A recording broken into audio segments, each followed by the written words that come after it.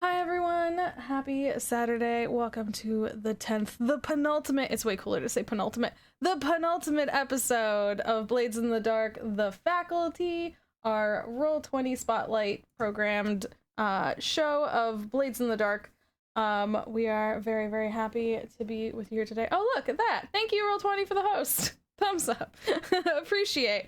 Yeah, we are happy to be playing this game and using Roll20 lets us show off these very cool like tokens, and some folks in our game even get to change outfits. Just saying, which is a lot of fun. Wait, I have to get them on screen. There's our good. There's our good adventuring kids on screen right now. All done with beautiful art done by the one, the only Basil. Thank you. See, you're looking for where to point. Basil, that way. Yeah, I never get it right. That way. So, hi, I'm Jess. It's my channel. Thank you so much for being here today. I will be your whisper. Not so careless. So hard. I don't know how it took me 10 episodes to make that joke. Low-hanging fruit. Let's go around and say hi, hello to everyone. Next Our above me whisper. is Allison. Hey, I'm Allison, also known as Disco. I can be found on Twitter and elsewhere on the internet as _ Discosaurus or Space Discosaurus, one of those two. I play Tana, who is the class, the Hound, which is basically like a ranger type class. Tana is not like the rest of the party, who are her involvement with the university is actually as the groundskeeper, and she has a precious doggo, and Akita named Tachi. A very good Papo. Who we all love, is that what you said? We all love very, very much. Next over on the screen is Lauren, our Enya nominated safety tool specialist. Hello. I'm sorry, but I'm also not sorry. Fine, it's fine. I'm happy to. Yes. Hi, I'm Lauren. I am the co-creator of the Enya nominated RPGs. That's a weird sentence I said. I today am playing Magda. Magda is the slide. She is also extremely interested in the ethics of ghost powered stuff. Awesome. She's also been seducing the entire city. Oh yeah, is that like also seduced us? Hang on, I'm gonna put the clock on screen so everyone can see. This is the Magda seduces the entire city of Doskvol clock. Yeah. 1/6 of the entire city. Directly or indirectly. Yep.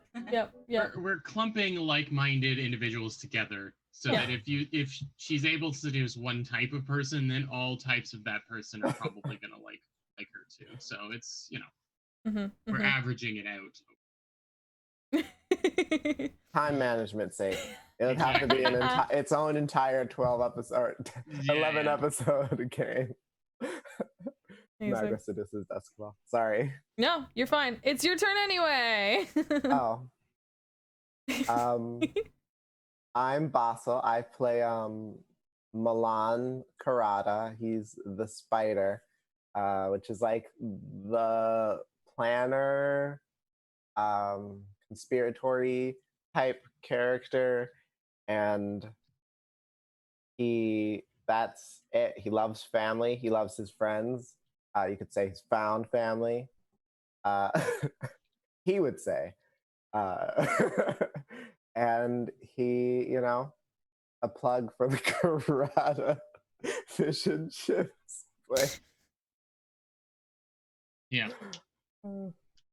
But that's I can't remember the joke we made last time, but either. It was good. Oh, it was about it floats to the top. Yeah. Amongst the dregs of Dustfall, the Karada fish and chips really floats to the top. Yeah. forgot about that. I'm at Lammergeared on Twitter, where I draw hunks like these 4 character icons. Hunkiest. Oh, And is that me now? It's your turn. I'm Jordan. I'm at Made Up Cartoons everywhere that I care to share publicly, and I am the GM for this lovely game. And I am part of a bunch of Annie nominated products through my work. So what category is yours under again, Lauren? Best free product. Yeah. So go and vote for that for sure. The idea that a safety document has been nominated is a big deal. If we can get it voted in, that will be a huge thing for our community.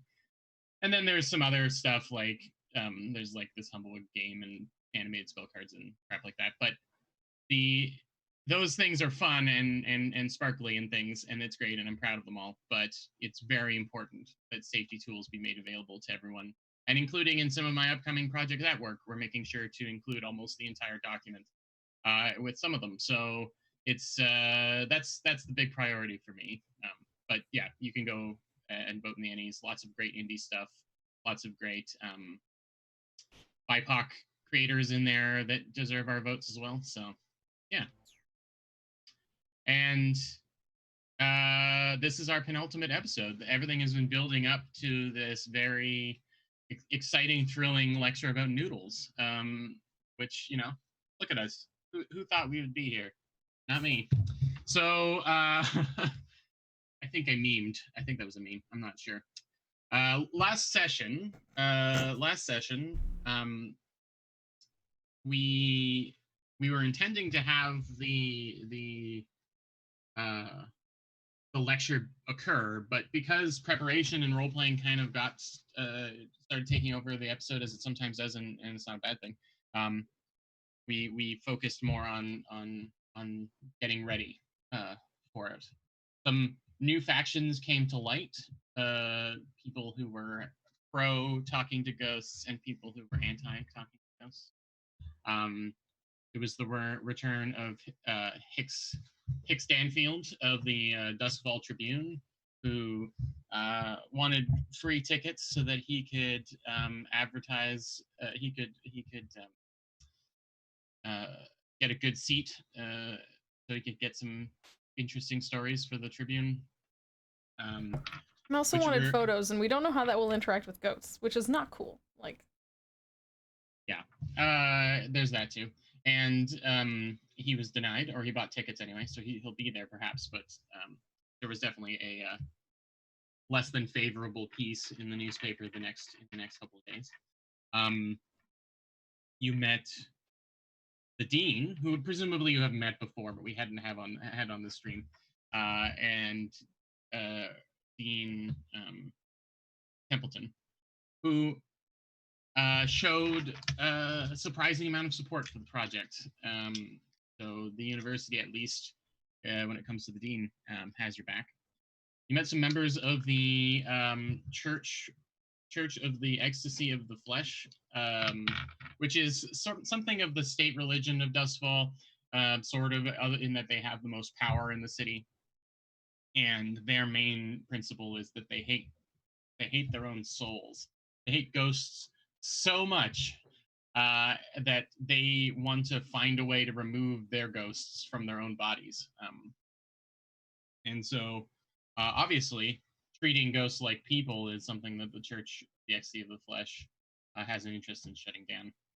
And then the last little bit of your day, your preparations over the week leading up to it, was a trip down the Dusk River with the gondoliers to meet the head of the gondoliers, and who is named Liesel, and her right hand specter, Griggs, who was kind of a cold, in a literal sense, a chilly individual that you realize was a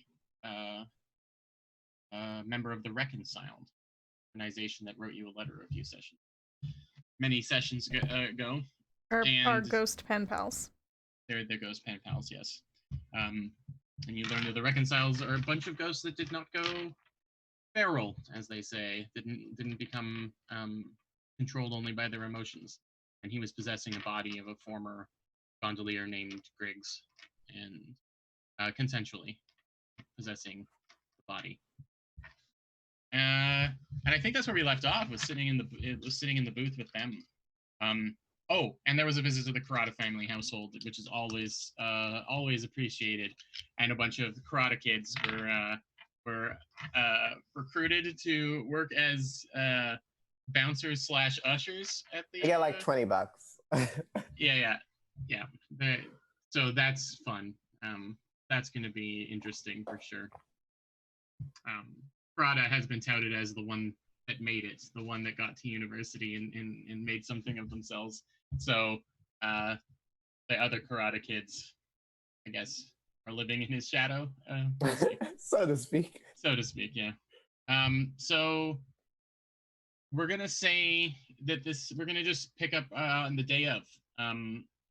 In the mid to late afternoon today, you will be hosting the first Geist lecturer at Charter Hall University. The first time anyone has heard a ghost speak, the general public has heard a ghost speak openly about any topic. So we'll say that you have the Ghost Podium. You had it wheeled into your office. The Ghost Podium, for those who maybe have not seen as much of the show, is like one of those 4-foot tall radios, that they had in the 20s and the 30s that everyone would sit around like a TV. It's a big brass and wood casing that has a speaker on the front and some mechanics built into the back. And basically a captured ghost can be screwed into it like a light bulb almost, and then the ghost is soothed and calmed down to the point where they can communicate, and their voice and everything is amplified through it. So it's a device that allows ghosts to speak. But you've wheeled it back to your office for your offices and Sahara's kind of workshop area to kind of fine tune it. And Cobb is in it. Cobb has been put in it, and you're just doing your last bit of things.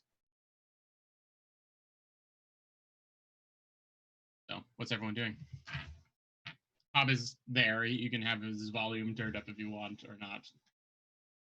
I guess you control his ears and his sound of the old timey radio coming on. You need to like tune him to like get the right station. Like, I will say that it does get a lot of interference. There are ghosts all over Doskvol, and so it has been attracting a considerable amount of attention.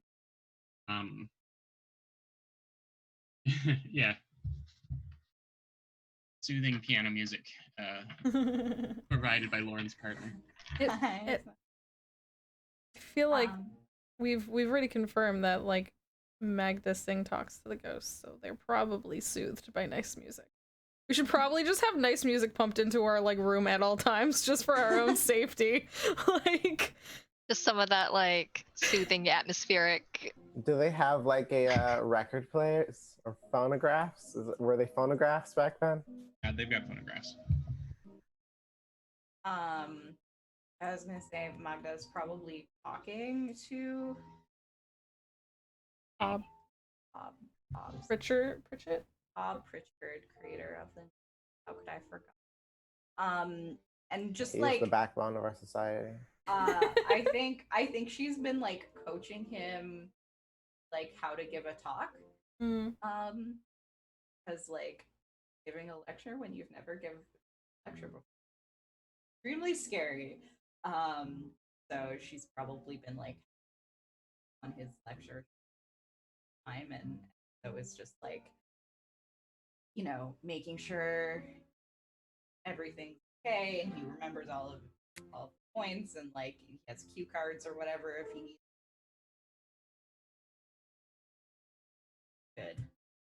Yeah, because he wasn't even appreciated in his day. He didn't realize how famous he was. Yeah. You know? True artists are never appreciated in their own times. All right, so you're kind of going over things with Cobb, Magda. What is Tana doing? I am like looking over like the plans of like the lecture hall, just kind of making sure I have the layout, and I'm like organizing like who's going to be positioned where and stuff like that. Okay. You had requested that the Karatas arrive like around this time, and no one has shown up yet.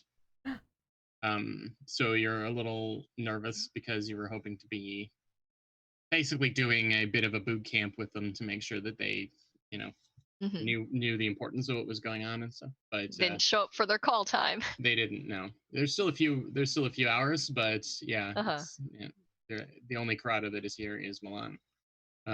Milan, what are you doing? What do you figure your role is going to be during this thing? To watch. Okay.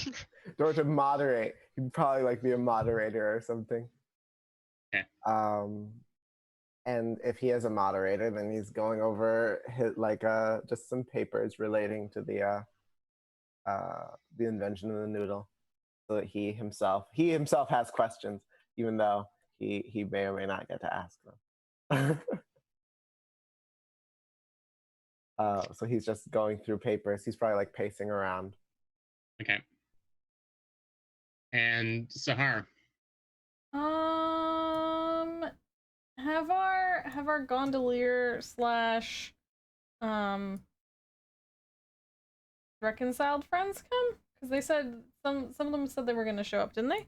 Griggs was not going to come because they're kind of obviously not not living person, and they were worried that it was going to cause problems. But Liesel had promised that they would have assistance there, but you haven't heard from them. It was just the night before that you were. Okay. Well, if there's no, I was gonna connect with other ghosty people.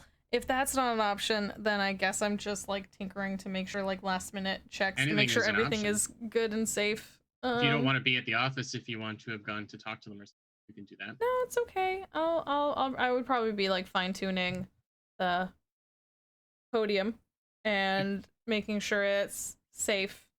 And I don't imagine we had time to test how photography would work, so I'm just going to hope that everyone manages to. I trust that Tana would tackle anyone that pulls out a camera, honestly. Well, don't they have to like bring in like a whole big? Yeah, it's not small. They can't sneak something in. So yeah, it's one of the things that we have on our list of things to keep eyes out for when people come in, that they're not trying to smuggle camera equipment in. Like daguerreotypes or something like that. Like it'd be like a huge. The cameras would be the size of like a beach ball. Like they're very big. There's no hiding it under a coat. So. Okay. So yeah, so I'm just trying to make sure it's good, and that, you know, Cobb is comfortable and it's going to that the machine is good and ready and going to project his voice. And I will say that the ghost sort of Cobb can't really see things. He can hear, and so I mean, like a flash going off or something probably isn't going to bother him. But okay. But you know, I think there's lots of reasons. I thought you were about to say, like, I thought you were offering this up as like, here's something that you could improve on this stand, and I was gonna be like, is it a good idea to improve something like an hour before the show? No. Would Sahar do it? Yes. Like Sahar wondering how she can get him to see the audience. Oh, I had thought. You know what? No. Okay. No, I won't do. I'm just making sure it's good. For now. If we learn anything from today's lecture, then I will improve it for next lecture. And like, I think Sahara has to keep reminding herself that too. It's like, don't try and fiddle with it if it's not broke. Don't fix it in the 11th hour. Yeah, exactly. I think she would want to, but she's trying not to because she knows that always goes bad. I can't deny that I've definitely made adjustments to things for shows that I've run in the last like hour before we open. Oh sure. Oh yeah. Oh yeah. It's like we need to hold the opening the house. We're not ready yet. So, Magda, as you are going over things with Cobb, he gets kind of quiet, and he's listening, but he says, "Are people really going to want to hear me talk about noodles for 2 hours? There's only so much I can say. Well, I mean, the recipe takes about 10 minutes to explain, and then, not like I can do a demonstration."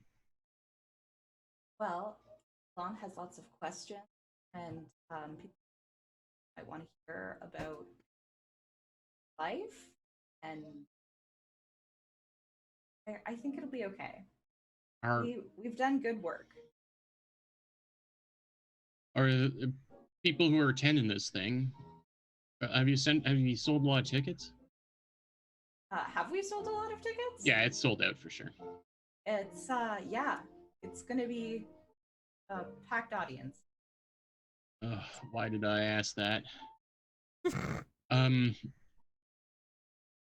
Is the audience gonna ask questions? I think we decided no. We decided no. Yeah. Why is that? We didn't want to derail. Yeah, we didn't want to like. It was the audience questions are rarely productive, and so like we'd rather have it as moderated as possible. So like Milan will have like things that he's preparing, I guess. Yeah. You're all saying this to Cobb because I said why is that as Cobb? I mean. Yeah. Oh, as Cobb. Yeah. Oh, sorry. We were talking. Yeah. Oh, sorry. I was somewhat trying to talk in character, somewhat. Yeah. Yeah. I think we will explain. Yeah. Him just like that we didn't want to have people ask upsetting questions or like throw you off guard. We thought it would be best to have on ask the questions to make that. And I think we probably like showed like if Milan has set questions, we've probably like run them through with. Yeah, so like there's no surprises or anything. With Hobbs, so yeah. So he knows what he's asked about. Hey. It might not seem interesting to you, but the noodle has had far-reaching consequences, and it is a much beloved food. And on top of that, quite honestly, people will just. I think it's good for people to just see you, as a post-life person, having a normal conversation. And also, Hob, if you feel uncomfortable, if you ever want to stop, let me know, and we'll stop it right away. Post-life person. You can just say ghost. Well, we seem to change up the vernacular every once in a while, and I wasn't sure. What are you comfortable with, Hob? Yeah. Well, I have been struggling to understand exactly what I am, so Hob is fine. Okay. When speaking about your experience as a PLP or ghost, would you prefer, which terminology would you prefer when I was asking?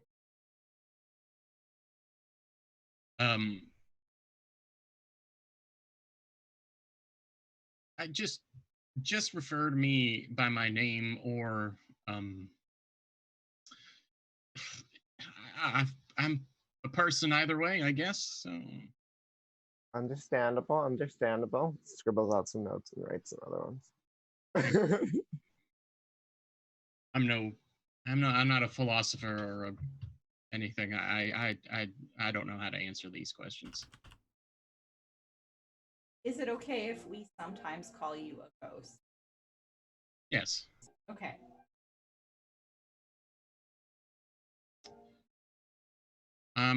We'll mostly call you by your name. Yes. When referring to you, of course, you are a person, you are Cobb, and we will refer to you as such. But when we're, if the larger issue at hand comes up.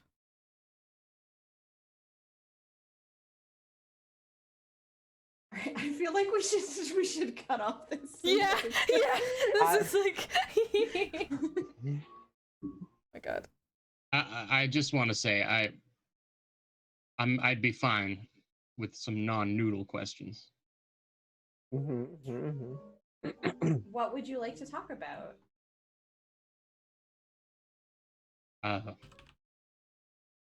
Well, I mean, I imagine people would be curious about life 100 years ago. That's actually one of the questions I have. And I feel like, though I appreciate what you're doing for my legacy, as it were, I'm worried that people will be disappointed if I don't get asked questions about being a ghost. If you are comfortable with answering questions about being a ghost, then that's okay. But what is the worst that can happen? Did the Church of the Ecstasy of the Flesh exist 100 years ago? Mm-hmm. Yeah, it did. Yeah. Okay. Well, the church doesn't like ghosts. Or my understanding is that nobody really likes ghosts. That's not true. We like ghosts. We like you, and you're a ghost. And there are lots of people like us. But yes, there are some people who are more fanatical about the fact that ghosts should not be on this plane or not exist at all. And I'm not going to lie to you and tell you that their presence might not be a concern.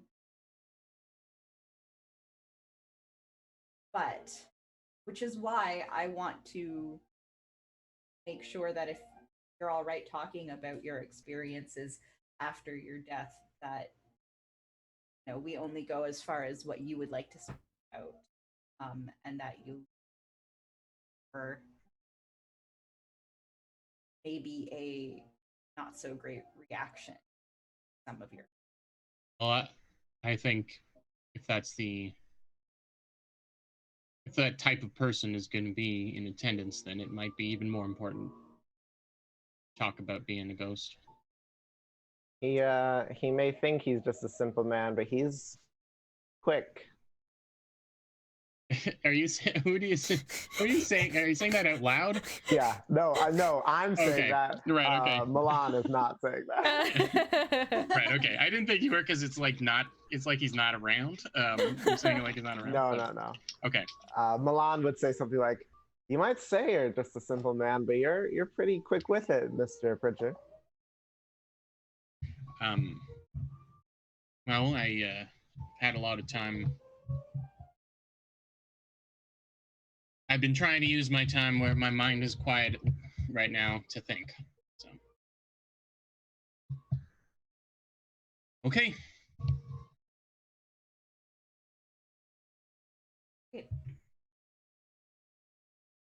Lecture time. Showtime. So, we're gonna treat it like a score, and I'm going to give a basic.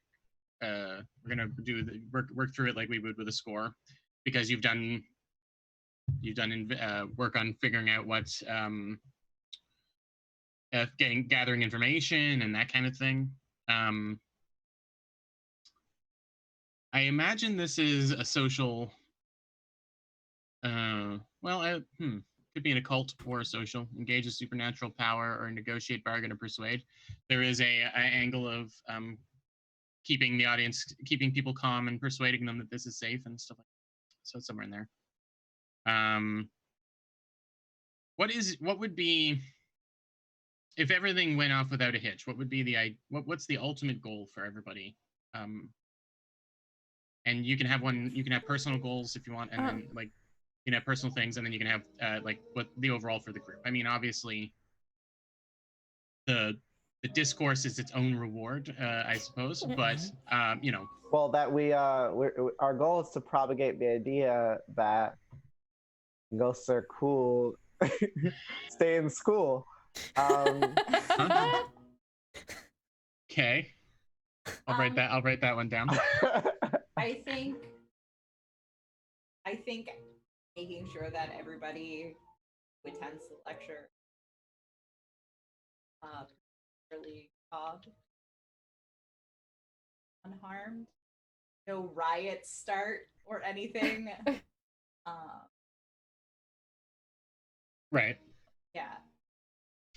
Okay. Yeah, I figured that would be sort of the general thing. I meant, I guess, maybe bigger picture things. The idea of planting the seed that ghosts aren't. Yeah. Sorry, I'm very confused as to like what the bigger picture of nobody gets hurt and we change the way the world. Right. I guess. Yeah. Thinks about ghosts. Okay. Fair enough. That's about as big as picture as it gets. Okay. Are there any personal concerns that anyone has? Specific, if anything. No, not me.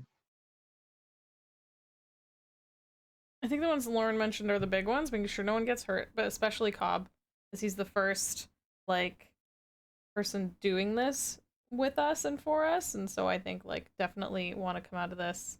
Yeah, and I suppose like, sorry. No, you go ahead, please. I suppose like that there is enough interest to have more ghost lectures. Yeah. We want that this goes off without a hitch, so that like I think it would be really cool if everyone leaves here today, like it ends peacefully. Firstly, I'm trying to imagine this, like it ends peacefully and everyone walks out of the lecture and has that like amiable chatter of like, oh, that was really interesting, like, oh, you know what I mean, like when you have like a really good lecture and everyone like leaves it kind of like, oh yeah, I'd totally sit on that, you know who'd love this lecture, this person would love that lecture, we should totally tell them to come to the next one, like that kind of like it's I want everyone to leave with a good impression, all right, so that we get good word of mouth, good word of mouth for ghost for ghost kind, please and thank you. And then I, as the tinkerer, just want to learn and improve the technical product as well. Okay. So, the engagement roll. You get 1 die for sheer luck. You have got allies on your side. Yes, is the bold or daring? We have multiple groups of allies on our side. You do. We're like the kid who went through the jungle and saved all the little animals. Like plucking the thing out of the... I don't know. Am I the only one who read that fairy tale as a kid? No. The guy who laid the thorn in the lion's paws. Yes. Oh! And then at the end, everyone came and helped him. Okay. I needed a little more specificity. All right, so 4 dice for all your prep, or one for free, and then 3 for all your preparation. But then I'm gonna take 1 away because there are obviously people that are against this happening. Yeah. So let's find out. 3 dice. No. 5. Okay. It means it's starting risky. Mixed results, which is fair. I mean, this is controversial and always a bit of a gamble. It was always going to be a bit of a gamble. Okay. I know that's kind of weird to pick a loadout or anything, but you can go ahead and decide how prepared you are for this. I will say that it isn't being worn on you, but it could be stuff that you have stashed, like, I imagine Tana's not walking around with a gun necessarily, but you probably have it hidden somewhere or ready to grab. Yeah, So, I have a heavy loadout, and my stuff Okay. is stashed around, which will be addressed as they come up. Yeah. And so that's how we'll represent this. It's just how much paranoid prep did you do beforehand? So you can go ahead and pick out loadouts for that. It's not gonna worry. You're not gonna be slowed down or anything by it because you're carrying it. So I normally go light, but I'm gonna go medium for this because I'm gonna say I would have like a lot of tools and stuff like in the just like this is definitely a better safe than sorry situation in which I feel like I actually have a hand in in making sure stuff goes well. I'll I think because like the thing with like a heavy loadout is that it's harder to conceal, but I think that a heavy loadout would be very useful when it's like home base situation when you don't have to sneak and try to conceal anything. So that's Okay. what I'm going to be using. All right, sounds good. Just Okay. since he has like a bunch of stuff next to him. The doors kind of open for people to come and get seating about half an hour or something before the actual thing.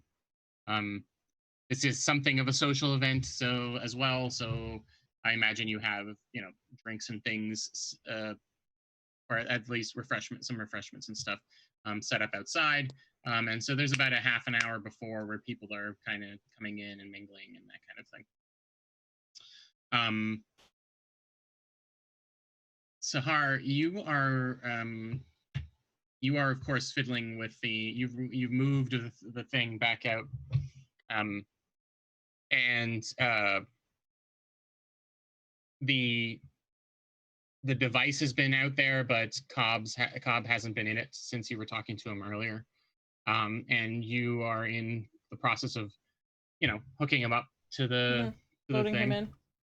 Yeah, and testing things, and he's kind of going over like the noodle recipe and answers to questions and things. He's just sort of talking to himself, but then every other word starts kind of dropping, like something. Oh no, we're losing FPS. And yeah, it's GPS, ghost per second. Ghost per second. Yeah. Or FP, frames per ghost. I don't know. We'll have to figure that out. But ghost per frame. Yeah. He's stuttering basically, and the device, the thing that kind of, for lack of better, the ghost coolant or whatever it is that you've designed to kind of calm them and soothe them, seems to start malfunctioning. Like it's something about it is not working, and through the kind of choppy, dropped talking that the stuttering speech of Cobb, you can tell that you can start hearing some anguish in his voice. Oh. Okay, how do I can I attempt to tinker to see what's going on here? Like, can I? You tell me what you want to do. Yeah, well, I mean, I'm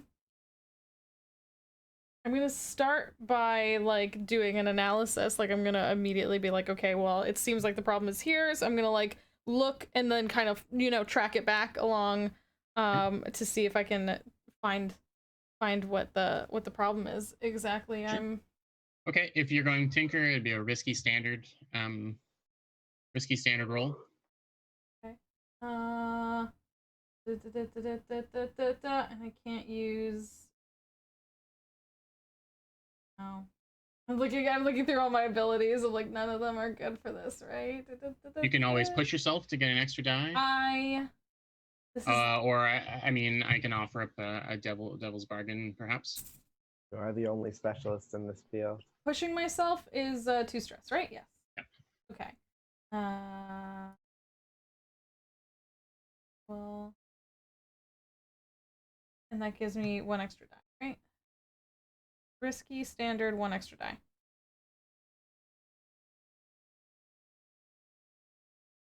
Ah! Nice. 6. So, you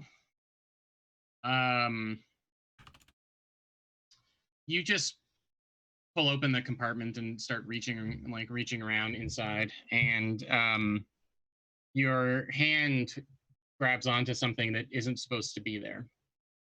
There's something that's been this kind of cold metal, has a bit of a static electricity feel to it. There's something that you can't really get because of the you can't fit your head into the box, but you can feel something that you distinctly know does not belong. Can I like, am I able to remove it safely? It seems to be attached, like it's not something you can just pull off. Oh, fudge. I like wave over whoever's nearest. I don't know which of you is like nearby. So to set up the rest of the scene, Tana, the Karatas have showed up. They showed up maybe about an hour before doors opened. Island and time. so, sorry? Dagger's Island time. Right. Good. So you have been sort of frantically just trying to get them organized. I'll say there's, how many did you want? It was something like a dozen? We were talking about defenses. Yeah, I don't remember. I think it was like 10. Yeah, I think it was like 10. Let's say 10. Let's say you asked for 10, and and 8 have shown up. Okay. They're a group of men and women. They are all in the 18 to 22 kind of range. The younger cousins, or sorry, the young adult cousins of the Karata family. Yeah, they're listening sort of, but you know, a lot of them are ignoring you, pointing at maps. So you're probably somewhere backstage or something like that, kind of talking to them out of the way. Milan and Magda, where are you in the equation? Milan is nearby, at like a little table, like a moderator table, with his papers. So he's nearby the podium. Okay, and so somewhere on stage or close. Yes, yeah. He's on stage. And Magda, are you out mingling with people? Are you? I don't know if Cobb like was doing okay, like, then maybe she'd be going out and talking to, you know. The dean is out there. Yeah, talking to, like, doing the. I guess that's probably a good thing for her to do because nobody else is to like talk to the dean and like schmooze and everything.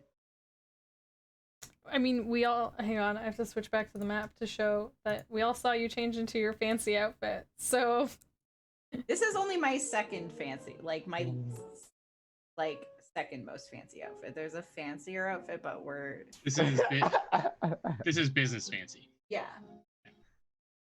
Not schmoozing fancy. Okay. So it seems like Milan is the nearest person. Okay. So then, yeah, I wave you over. Come here. He gets up and comes on over. Come on.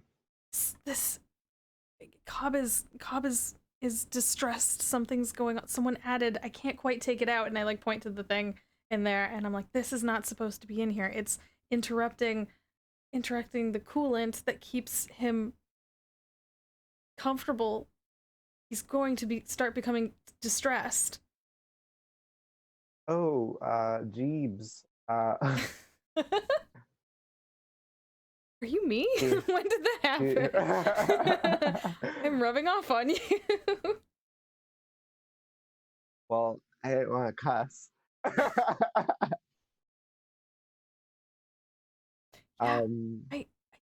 is it like is your hand just too big? Can you not like? No.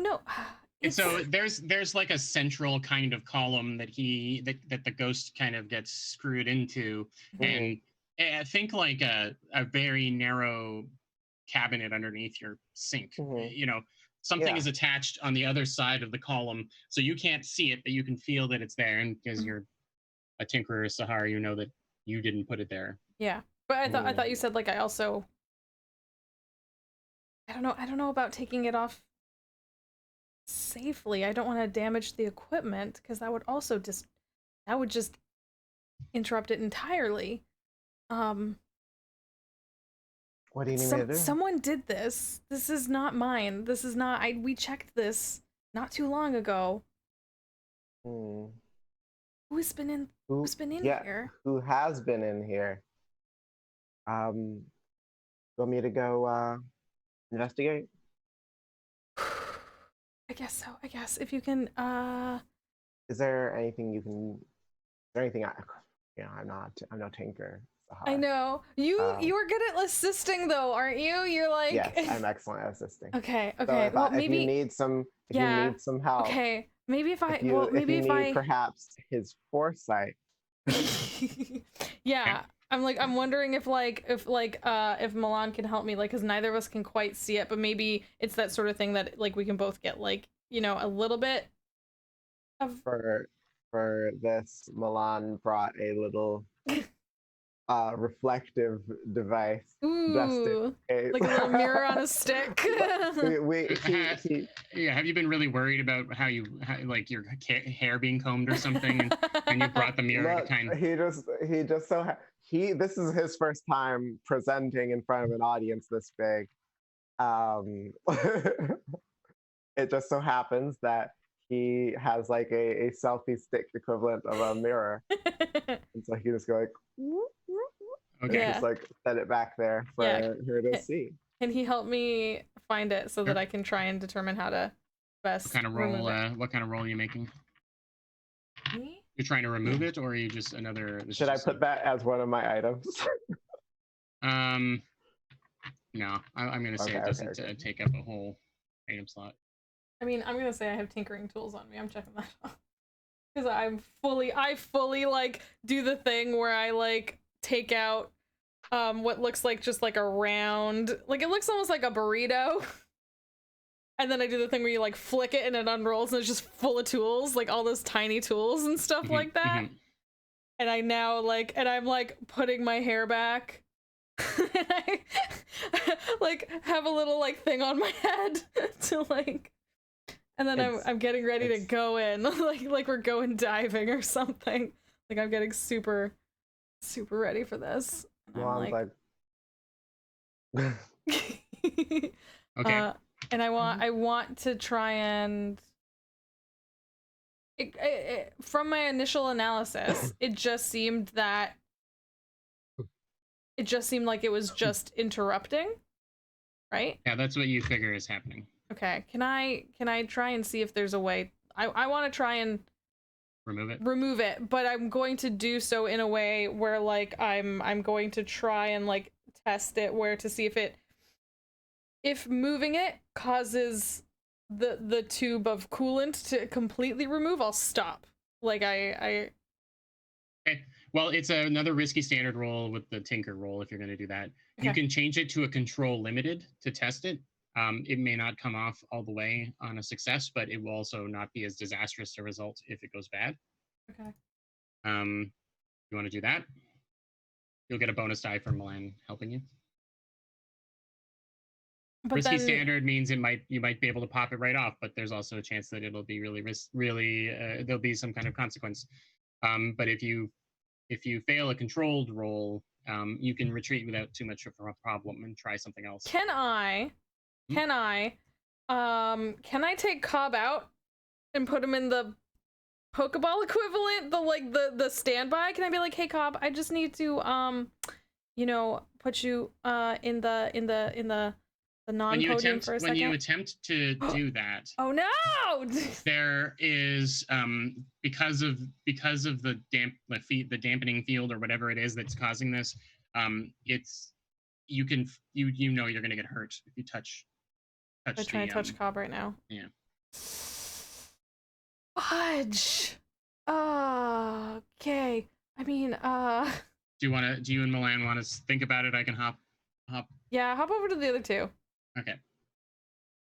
Tana, you kind of imagine finish up fairly quickly with your actually maybe a roll is in order to see how well you kind of boss the karate kids around. This would be a command. And sounds about right, unless you want to use some force, and you could roll rec maybe to kind of do the old like knock a chair over and saying I'm not your friend kind of thing. Nah, I'll do command. Okay. Yeah. What are the conditions? Risky, because the whole thing is risky right now, and I'm gonna say it's a limited effect right now. The karate kids they're interested in the $20, and they're trying to do the minimum they can to get that $20. So you can change it to a desperate standard. So if you want, where you are. I already rolled it. Oh. I got a 6. Oh, all right. Well, never mind. Amazing.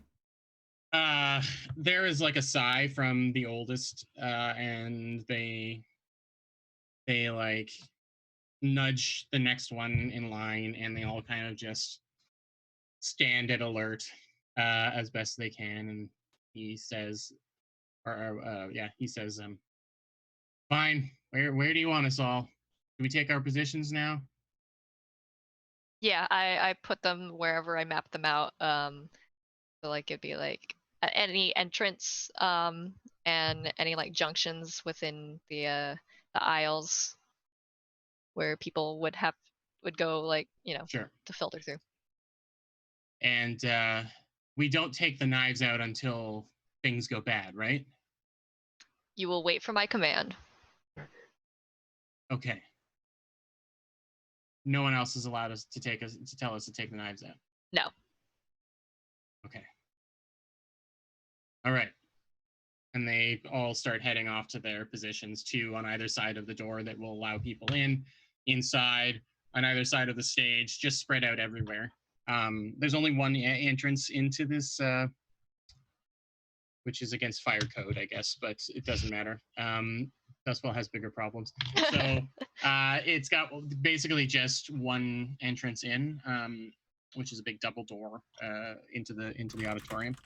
And yeah, okay, so they start spreading out, and you're able to sort of return to the group, or return to the crowd that's outside to kind of keep an eye on it.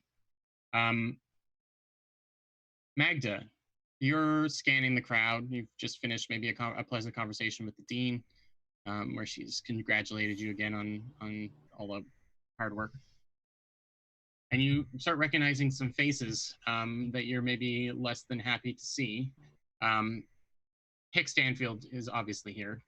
He's got a couple of people in his entourage. No camera to be seen. But notepads are out. After every conversation, he like kind of frantically scribbles what you assume are to be quotes from that person down into his notebook, and he just is like slipping through the crowd, just trying to get as many opinions of people as he can.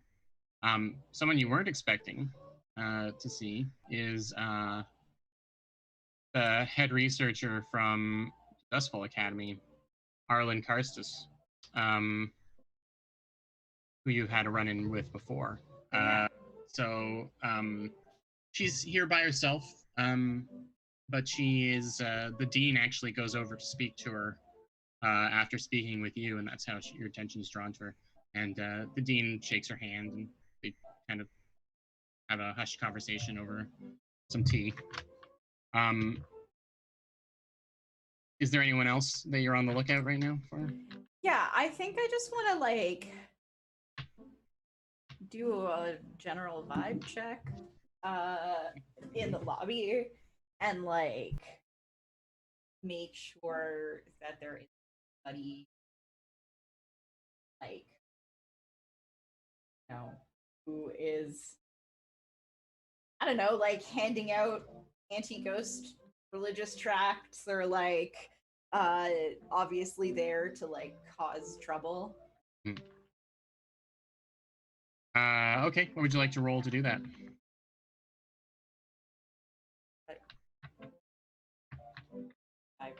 I rolled 5 check. I'd say like you're studying people's faces Yeah, I to would say see study. behaviors. Sure. I'll say for this, it's a controlled standard roll.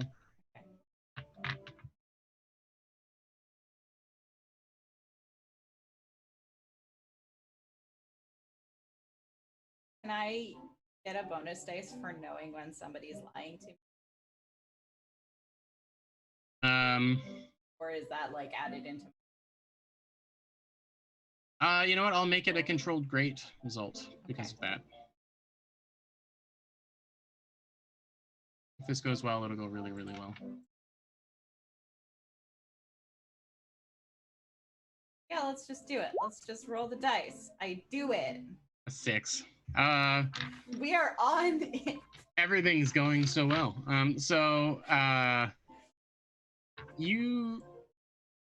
You are trying to spot anyone that you recognize from that you have met previously from the Church of Ecstasy, I presume. And though you don't see any faces, you do see most of the people here are in toned down black tie or in professorial kind of garb. There's a couple of students that are maybe a little bedraggled looking. But there are 3 people that all have the same kind of like red flower pinned to their lapels. 2 men and a woman. One of the men is very large. He sort of doesn't seem to fit in his suit that well. And though they aren't, though they aren't really showing any religious garb, the red rose is the same red as the robes that people met, and they're mingling, but they're mostly sticking together. Nervous. One of them looks like they're a little nervous, clutching their tickets. I think what I will do is go to Anna. Her. Mm-hmm. Kind of say, like, they're obviously Church of Ecstasy, and like, definitely like a close eye on those. I don't think she's gonna like go up and interact with them necessarily because they're not like they're not starting anything right now. So she's just happy to like same thing with Hicks. Like, she's happy to kind of let them be here as long as they play nice. But yeah, she will point out to Tana like, Hicks is over there, and here's some church people, and as the 2 of you are conversing, you're surprised as Liesel, the leader of the ferrymen, the gondoliers, just kind of pokes out of the crowd with a plate covered in hors d'oeuvres. She's got like people have kind of cleared as she came through because her muddy boots are like leaving some prints on the university on the floor in here, and she's got like these fingerless gloves where she's kind of picking through the sandwiches that she's, and the enemy it's piled up really high on the plate, and she's like, what are we looking at? Oh, just potential people to be concerned about. All right. I'll keep an eye on them too then. Yeah, and she'll, say like, Here are our potential enemies: the church, the press, and the rival university. And also like make a comment about like that's why the food is half the reason I go to. I'm just wishing I carried a purse. If you go to the student lounge after this is over, they'll just leave the plates out for like all of the leftovers. They'll just leave them out for the students to pick up, so you can kind of just take the tray. Good tip. I do have a few colleagues in the neighborhood. Things get real bad. Thank you. I don't think it's gonna come to that, but it's just good to know. Thank you. Yeah. You need a signal or something. I like signals. You have a signal, Tana? You seem more signal oriented. Like you have a signal. Not like I ask if Liesel has a preference. Oh, I usually do some kind of seabird noise, or it's mostly seabird noises. Don't think that flies well here, but Okay, well, just wave then, I guess. Yeah. You don't think it flies? I said that on purpose. You'll know. Magda takes out one of her so one of the things that she's wearing is her fine clothes. I think she has a super sparkly hairpin that she's keeping all of her hair up in.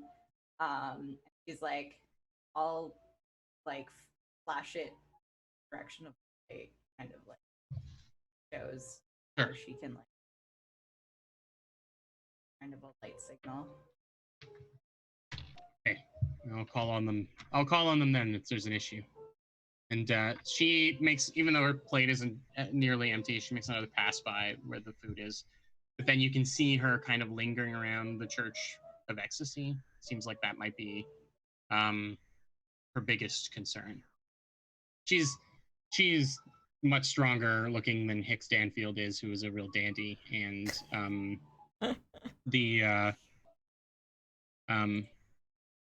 it's expected for another academic organization to be at this type of thing.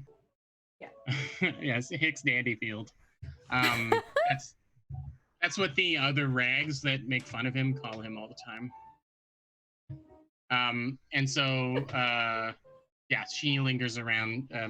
Liesel kind of lingers around them, just half eating and half nosing, trying to listen in on what they're talking about. Have you come to any decisions inside? Yeah.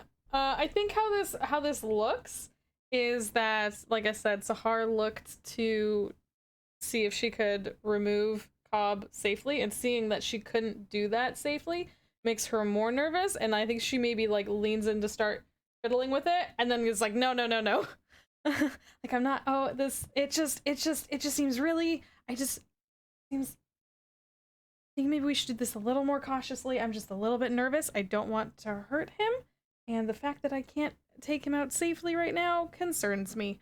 So, let's just start with a slight poke and prod, as I like to call it, in the technical term, when we poke and prod things to figure out if they're gonna work or not. And yeah, so I'm gonna do this cautiously to begin with. So, controlled limited result, right? Yeah, because I'm just. You can push you haven't pushed yourself yet for this one, right? You're getting help from Milan. Yeah, that's right. So you could push yourself not to get an extra die, but to improve one of those metrics again. So you could get a controlled standard result. I think I might save it for. Save the stress for later? Sure. Yeah. Okay. think I might. Controlled limited, right? With 1 dice.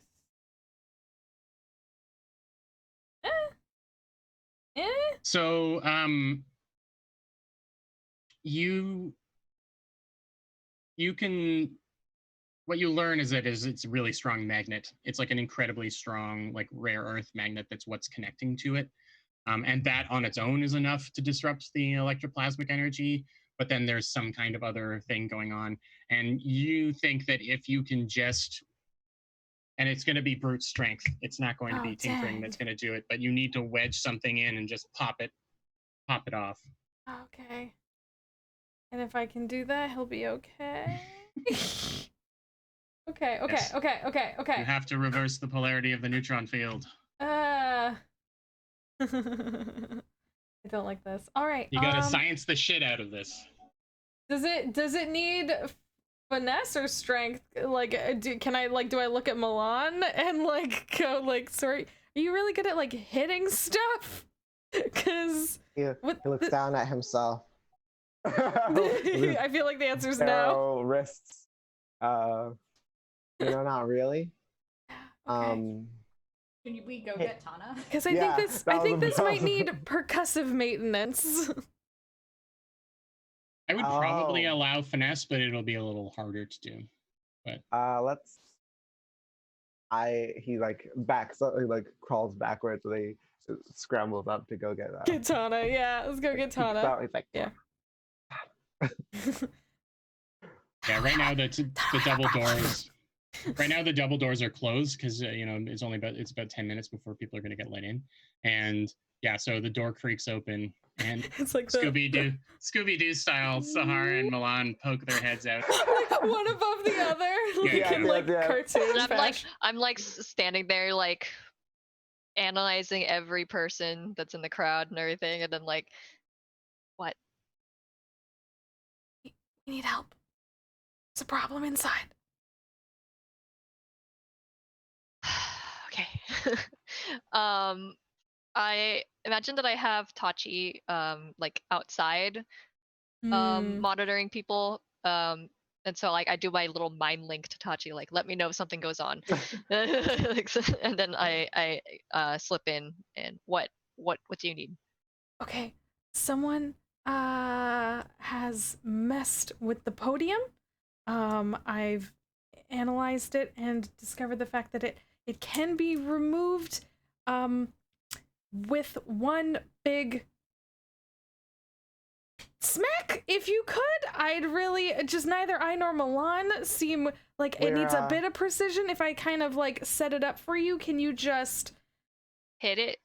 Yeah, it's someone has attached something that is interrupting the coolant to Cobb. So he's not doing so good, and I can't, it's also been interrupted so that I can't remove him safely. The only way to do it is to remove this piece, and it is pretty firmly wedged in there. Gotcha. I reach like under the stage or something where I have like tools stored, and I pull out like a big hammer and a crowbar, and I'm like, just tell me where. Okay. Can I use what I learned to like line this up and like? So I'm not going to ask for a roll on this one because this is in Tana's wheelhouse, and you'll just mark off that you have you've got some tools on your sheet, but you and Milan both guide Tana to the right spot, wedge it in, hit it with the hammer.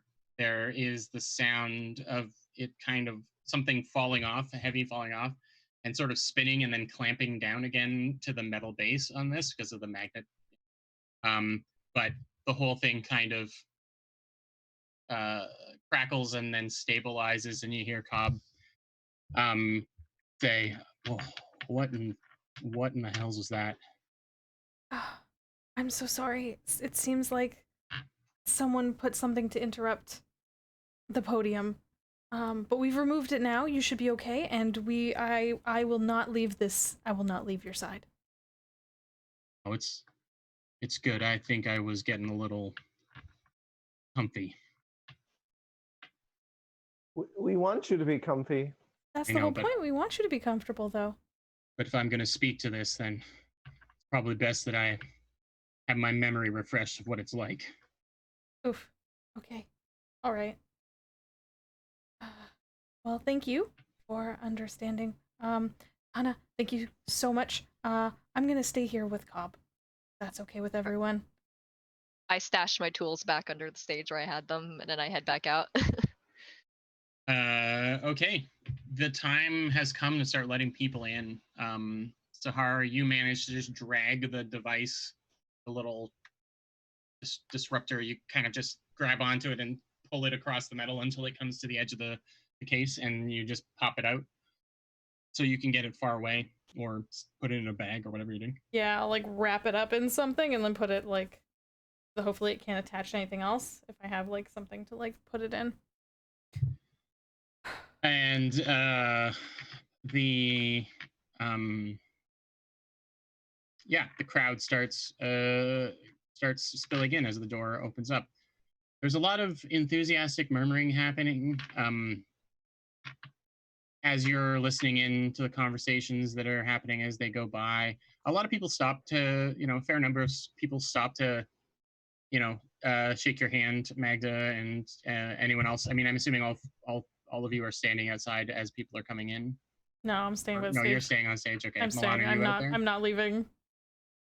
Is it just Magda and Tana out there? I was assuming Magda was gonna like the face. The face of it. Okay. Yeah. So yeah, a lot of younger. I think that I would be on the inside. Sure. Watching people coming in. Yeah. Okay. And so you, Tana, you would see the 3 people with the red rose pins are sit at the back. Like they're some of the first ones in, but they go to the back. And they kind of make some strange, some sort of motions with their hands, and in sort of a silent kind of prayer as they sit down. And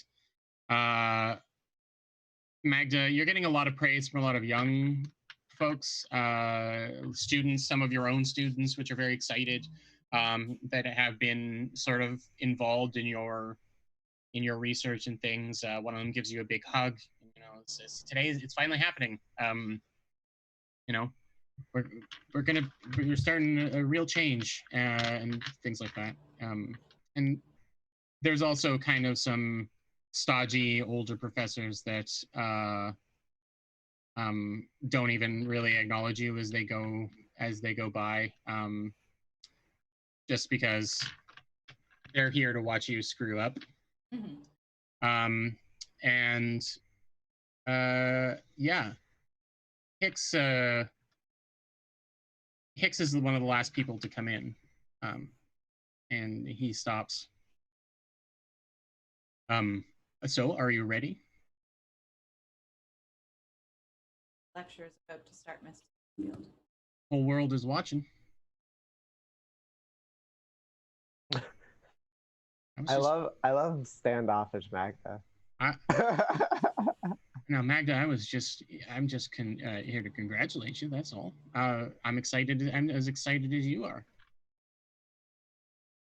I understand that you think I'm a man of just ambition and greed, but I'm truly, truly enthusiastic about being able to tell the story of what happens here today.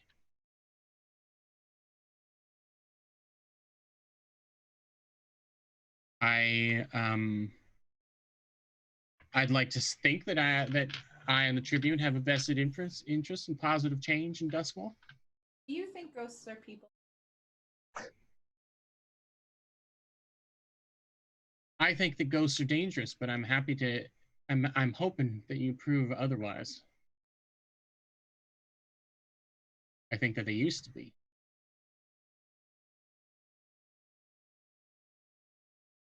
Gladly.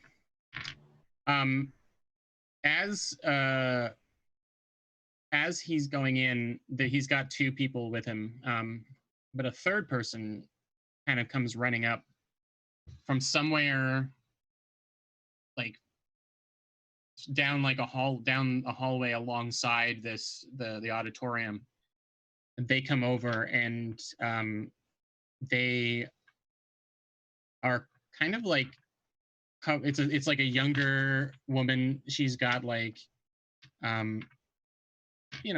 moderately nice clothes on, but you can tell that she's like on the elbows and stuff and on the knees, like she's been crawling through somewhere dirty. And she's like dusting it off. She's like, "I'm sorry, Danfield. I'm sorry, Hicks. I got caught up, but I'm here now. I'm here now." And she like pulls out a notepad, and as she's wrestling for the notepad, you see that she's got some she's got like a toolkit kind of inside of her coat. I knew it. I'm sorry. You haven't introduced me to your colleague. What's your name? Oh, well, this is my intern. Paid before you ask. I'm glad. Yeah, her name is Molly. She's an aspiring journalist. And she was going to be my photographer, but we had to go a different route. She's working the old notepad today. How are you enjoying working for? Oh, I'm it's challenging, but in a good way, you know. Imagine. Are you particularly interested in ghosts or noodles? Oh, I haven't met someone who isn't interested in noodles, but I'm very curious about your work. Hicks has talked about it quite a lot around the office. Interesting. He says you're folks to watch. But you have no personal interest in ghosts or the person. Well, I don't know any ghosts personally. I mean, if the opportunity came up to talk to my grandfather or something like that, wouldn't be upset. You don't think they're dangerous? Like, I've heard stories of dangerous ghosts. Is she lying to me about anything? She when you ask the question about her personal investment in it, it isn't so much that she's lying, but she's obviously so she is lying about it. There is something personal about specifically the event that she is but yeah. Okay. You don't think that it's motivated out of about hating ghosts. Yeah. Well, I enjoy the lecture model. I've got my notepad handy. Number one tool reporter, right? Right, Mr. Danfield? And he says, yeah, most useful tool. And they all go in. And he has seats. He managed to get seats right at the front. Magda probably a seat. I think close-ish the stage, but like maybe like front couple rows, but off to the side enough that she can go up to the. Yeah, like on an aisle, on the outside aisle kind of thing. But far enough away that she can observe. And so she's going to like keep an eye on Molly.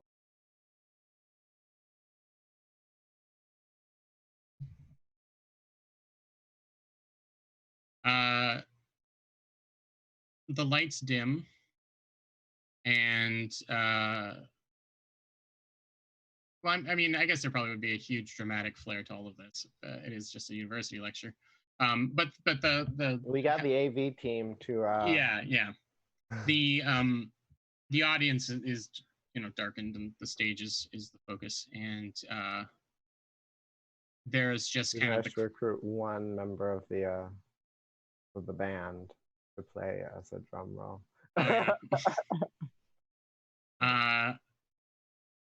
And there is sort of a staticky sound that comes from the from the podium, and the room is like deadly, deadly quiet. And the static kind of coalesces into Cobb's voice. He says,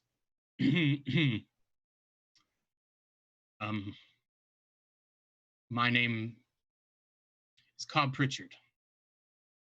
Simple farmer. Original inventor of the noodle. But more importantly, I am a ghost. And I'm not here to harm you. And that's where we'll take our break. You would. We often miss our mark on the halfway mark, so I'm making sure we hit it, but I figured that was a good spot to do it. So we'll be back in about 10 minutes with everything being perfectly fine, nothing going wrong, just a boring hour-and-a-half lecture about noodles. So yeah. Thanks everyone for hanging out.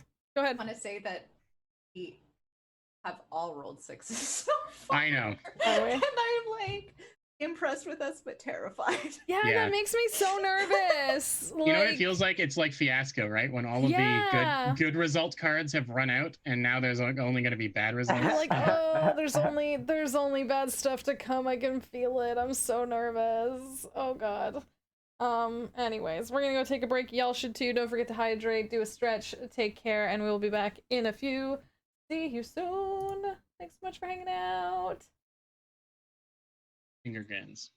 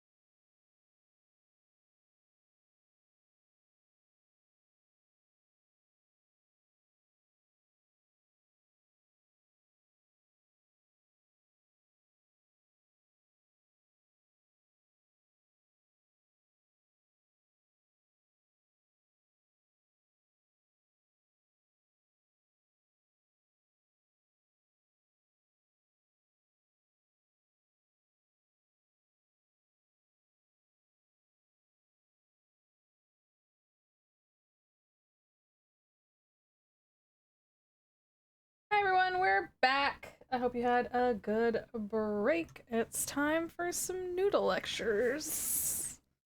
Hell yeah. You guys are ridiculous. This is the best. What, you play Blades in the Dark? A dark, gritty game of heisting and murder? Yes, but ours has Noodle Lectures. I don't know, the best score was the inventor of the noodle. Is the friends we made along the way. Yeah. So That's true. where we left off, Cobb had said his first words through the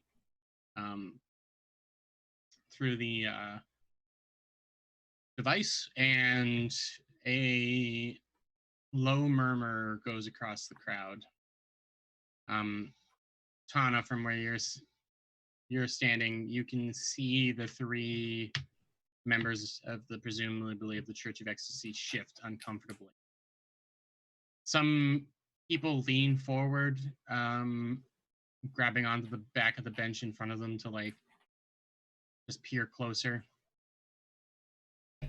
Couple of Cobb, you have them literally on the edge of their seats. A couple of older professors are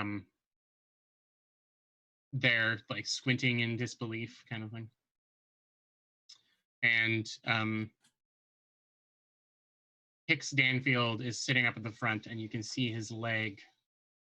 He's sitting very still, except for his leg is like twitching, like shifting, like bouncing, you know, like an impatient person or something. Mr. Kurata, are you there? Yes, I am, Mr. Pritchard. I guess it's time for my interrogation, I guess.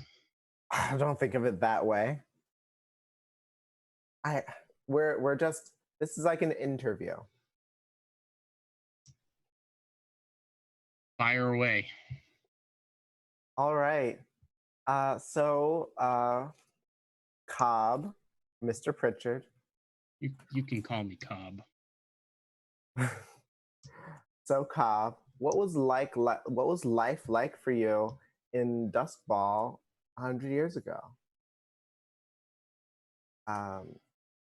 Was it difficult living? Was it easy living? Well, I imagine it's quite the same as it is now. The haves have a lot, and the have-nots have not. I was amongst the have-nots. It's interesting that they put so little priority on the people that kept them fed, but it's not my place. I'm not a political man, so I'm trying to talk too much to that. But I value your opinion. I lived a simple life as a farmer. Mushroom farm. And speaking of mushrooms, what life experience do you think inspired you to convert mushrooms into noodles?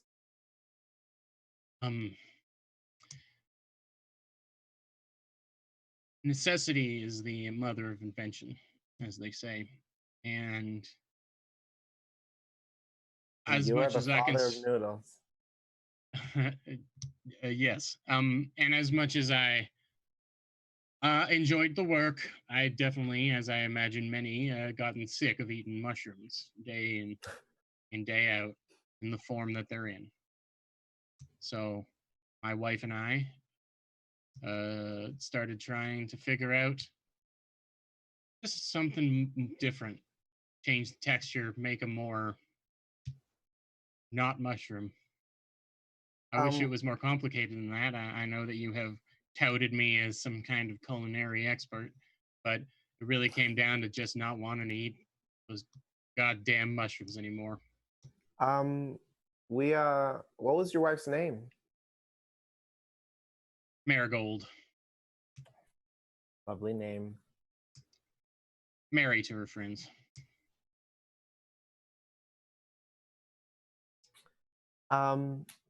Did your invention of the noodle change your life at all?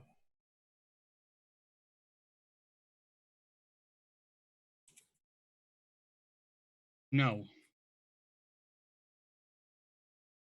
No, Hmm. it did not. I hope it changed my wife's life, but I feel as though I left this plane before really being able to get my name on any packaging, I guess. You know what I mean? And speaking of which, Mr. Pritchard, what has your experience been like as a ghost?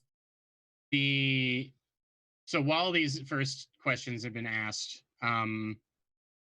there has been some eye rolling and stuff from the crowd, especially the older professors, because and there's been murmurs of like, what is this? What are these inane questions? Generally like a who cares kind of like get to the point kind of thing. And Cobb says,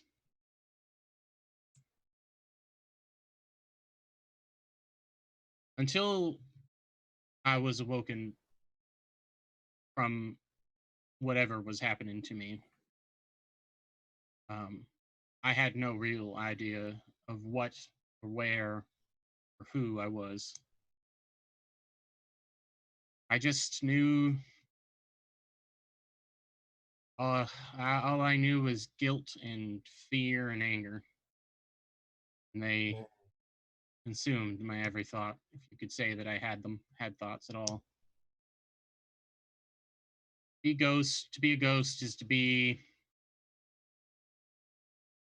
only the most miserable parts of oneself.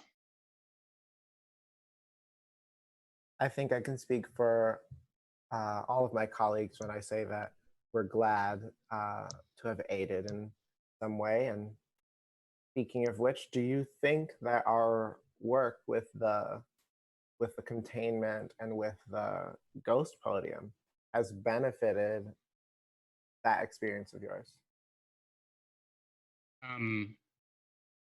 A couple of the people in the crowd, when you sort of say this, I'm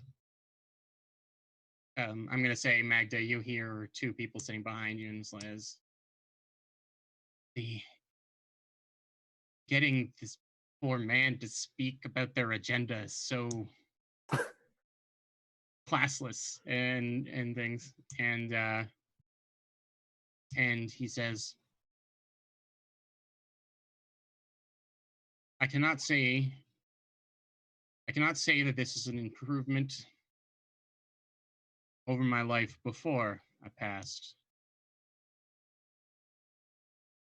It's a strange and unusual feeling to be somewhere and nowhere at all at the same time. But I can say that my few days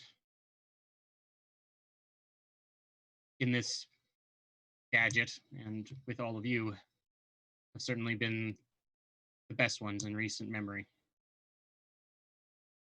Thank you.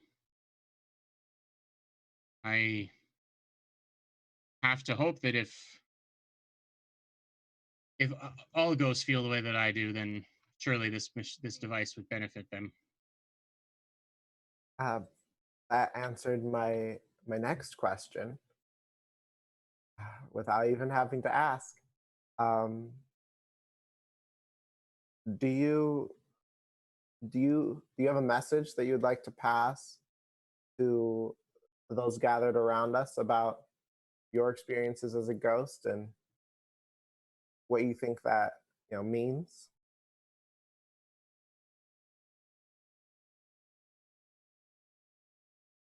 Being turned into a ghost is something that was forced upon us. I don't expect you to fully understand how it feels. And I just know that I wouldn't wish it on anybody. I understand that perhaps some are too far gone, and sometimes perhaps drastic action has to be taken. But remember that at the very least, the howling creatures that prowl the night in Dustfall. Somewhere in there is a person like me.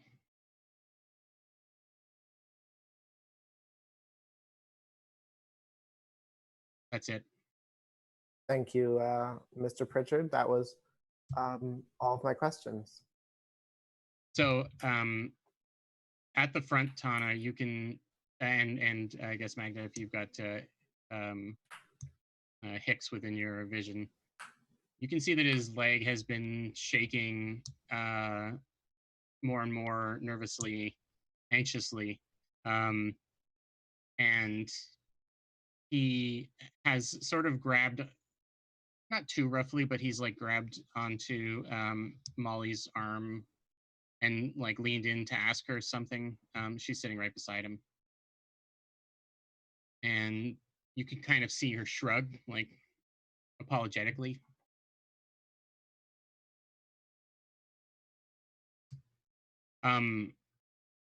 As soon as the last question, as soon as sort of the last question is asked, the crowd starts to murmur, and people start shouting their own questions, like a lot of them all at once. They're like, a lot of them are, yeah. So there's a lot of questions being yelled, and a lot of them are, kind of really crass ones, like, do you remember killing hurting anyone while you were a ghost? Yeah. That kind of stuff. And a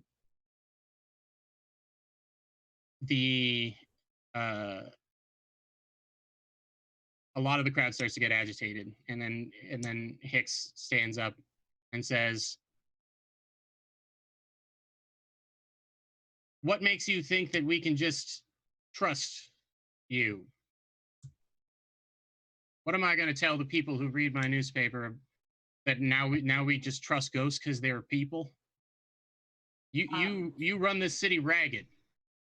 Magda is gonna Anna to get him. Milan's like, shuffling through his notes a little nervously because he said there were no questions. Yeah, I think if Milan like looks nervous, Magda will like get up, go on stage, and say like, there will be no questions from the audience. Thank you all for attending, and just kind of like wrap everything up. And I head towards Hicks, and I'm just my arms across, and I'm looking at him. This is an honest question. We're not taking questions. Don't you think that we're not taking? He tries to talk past you. We're not taking questions. Sit Mr. down Pritchard, or get out. Mr. Pritchard, don't you feel like you should be able to answer any questions that you so choose? And Cobb kind of, you can hear him thinking, you can hear him like buzzing, articulate, like getting ready to say something but not being sure about what to say.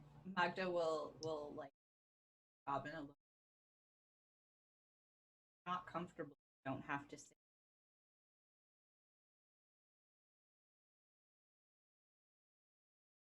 I don't presume that my talk here is going to make you trust ghosts.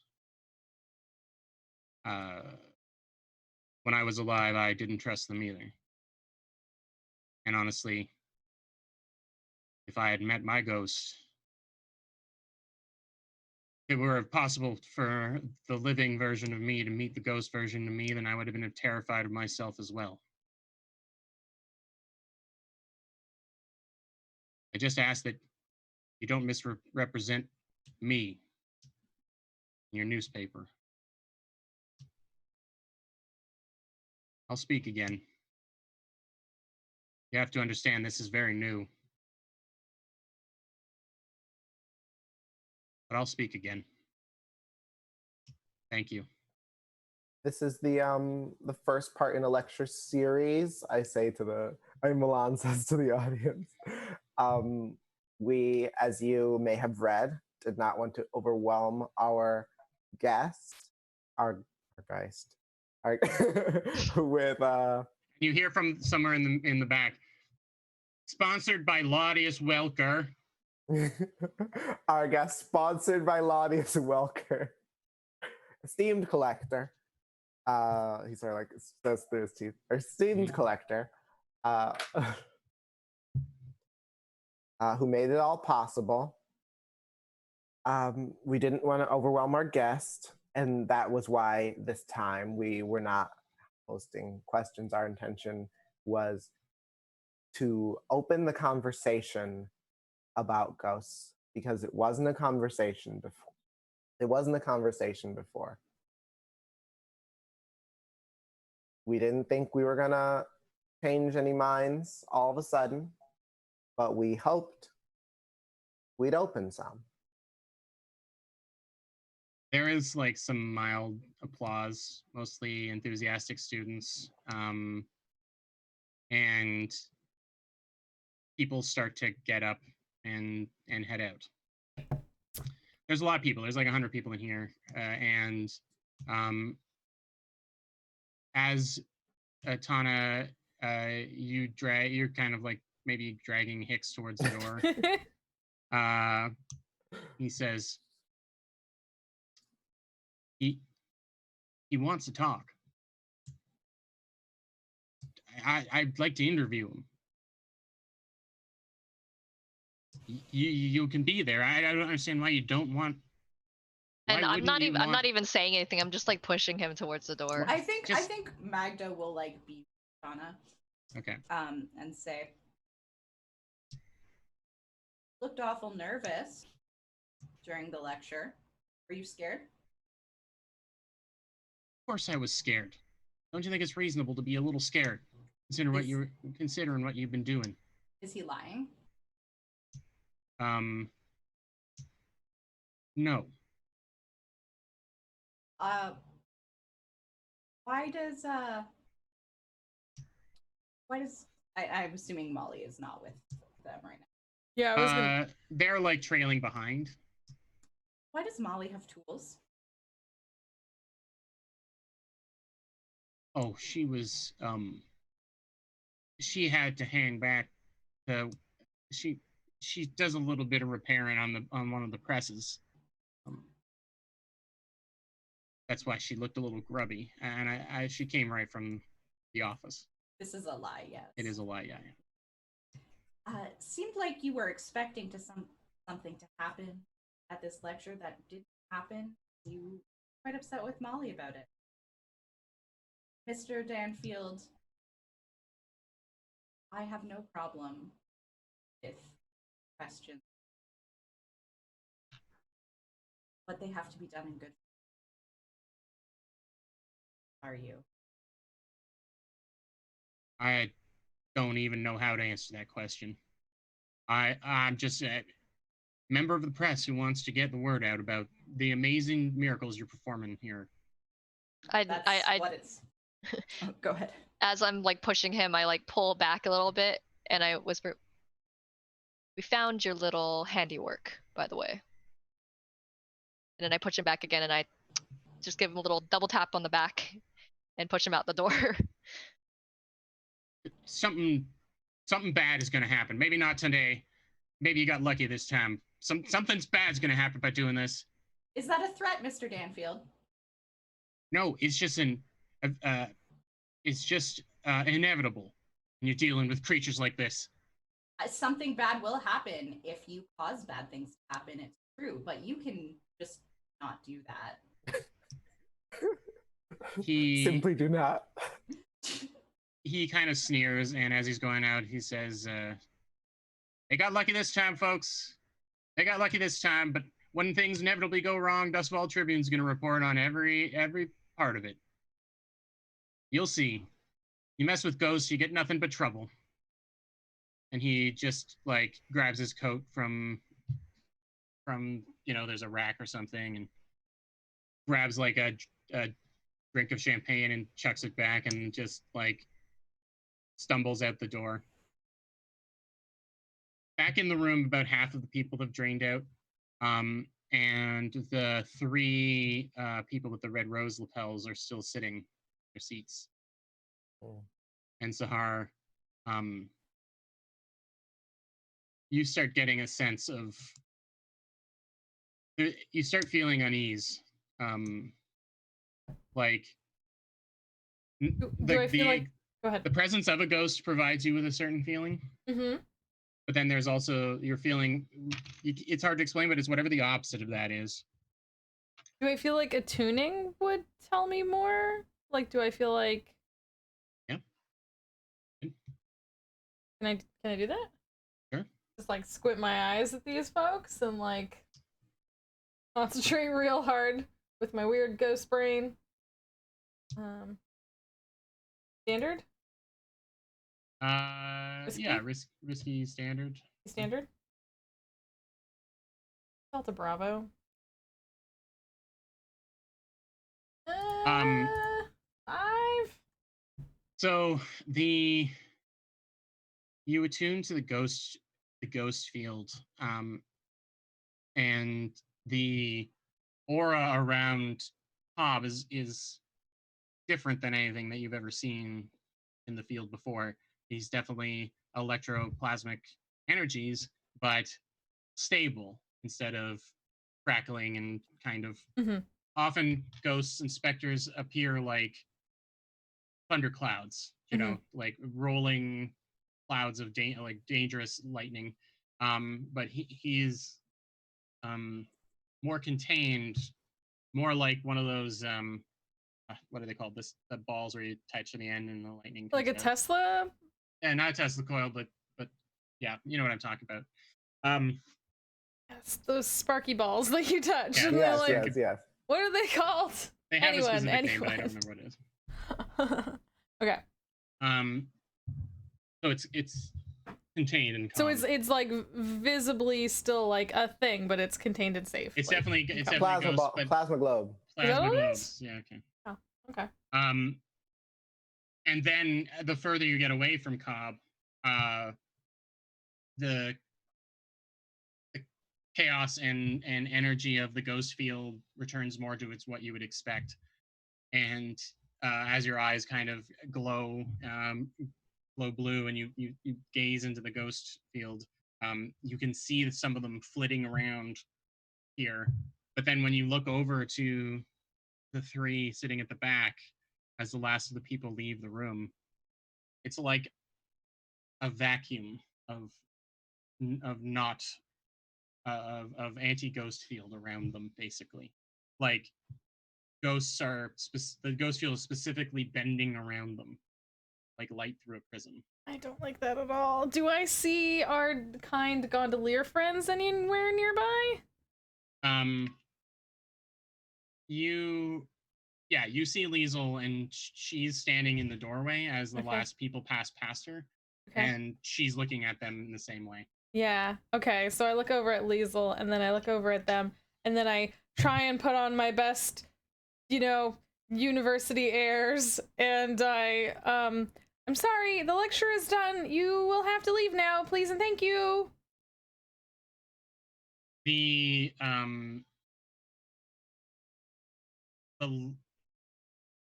three of them stand up, and the woman says,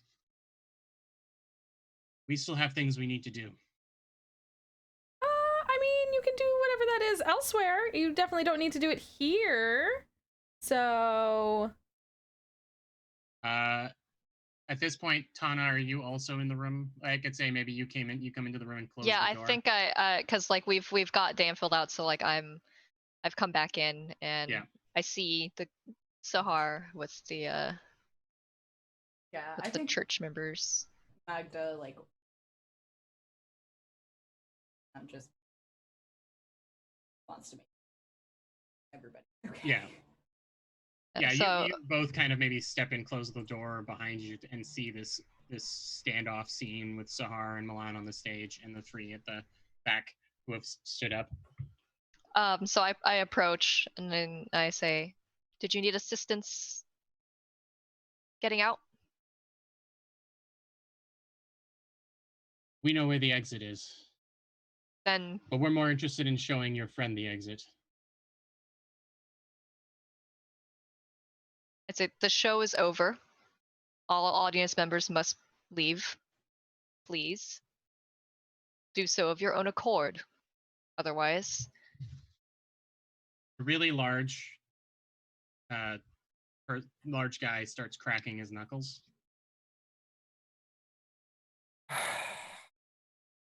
I kind of And- make a little like motion to the karate gang to come forward. There's only a couple in here. The I other guess I ones, figured the others would be outside. the other ones, you're not exactly sure where they are. We in a movie we would cut to a scene where they're all trying to grab as much food from the table, thinking that their job is done. But there are two that are in here. Magda will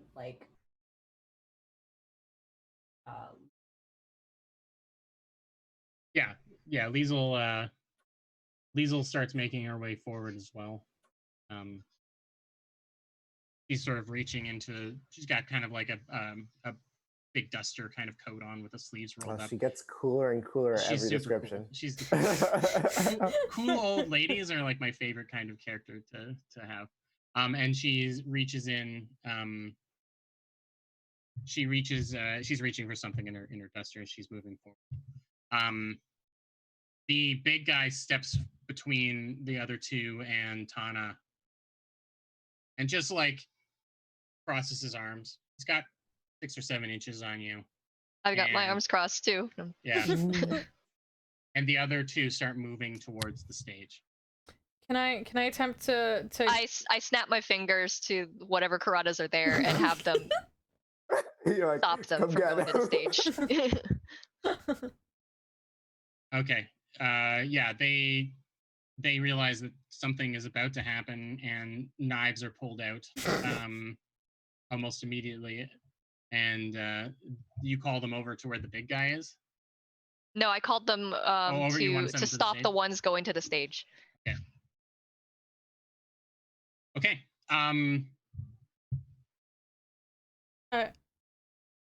Since I was on the stage with Cobb, I was gonna say since the interfering device was removed, can he be removed safely now? Yeah, I would assume it's at this point you would have started to take him out. Yeah, I'm trying to safely and comfortably remove him.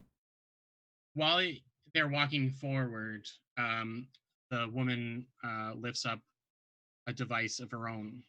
It's almost like a tuning fork, except the top of it is more rounded, like a parabolic or whatever. And she's just holding it up, and there is suddenly a thread you can see a thread of ghostly energy that reaches out. Well, it's more that it gets dragged from Cobb's containment to the device. And it seems to be like winding it up. I want Suggest you stand aside. Your friend has had his. You get out now. The guy is going to reach. The big one is going to reach for you. And you kind of. He's reached down and he's got some brass knuckles now that he's pulled out of his pocket, and he grabs onto your collar, Hannah. I reach. So, can I have hidden my pistol under my clothing? So I reach under like the back of my jacket, and I pull out the gun and I just shoot. Okay. There's nothing that's going to stop this guy from punching you. So I will need you to roll to see if you can resist just getting the punch, because I mean he grabs onto you and his fist is like wider than your head, so he's gonna hit you. So I will need you to get a resist. In this case, I would be looking for a prowess, which you're very good at. So Otherwise, you're taking a little bit of harm just from getting decked. Oof. Okay, you take 1 stress. Okay. Which is nothing. So many 5s. They just add up to a 6. There is a moment where Tana just shifts to the. You don't even see her really move, and she just shifts to the side, and the punch just goes like right past the side of her head, and then there's a bang, and the gun goes off. So give me whatever it is that makes sense to you, a hunt, I guess, or a skirmish. Skirmish, I think. Sure. Yeah, opponent close combat. Sure, and I'll make this guy. So what's my position? It's risky for sure, but you're up close. I'm gonna say it's a great result. All right. Oof. Ooh. Okay. So there's a clock here. Big fella goes down. He's got 6 on here. I had said a great result, and risky.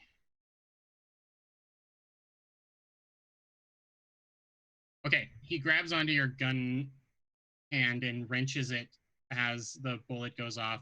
I will give 1 notch on here as you have injured him somewhat, but actually I'll put 2 notches on, but the gun drops to the ground and you're now in a desperate position with this guy.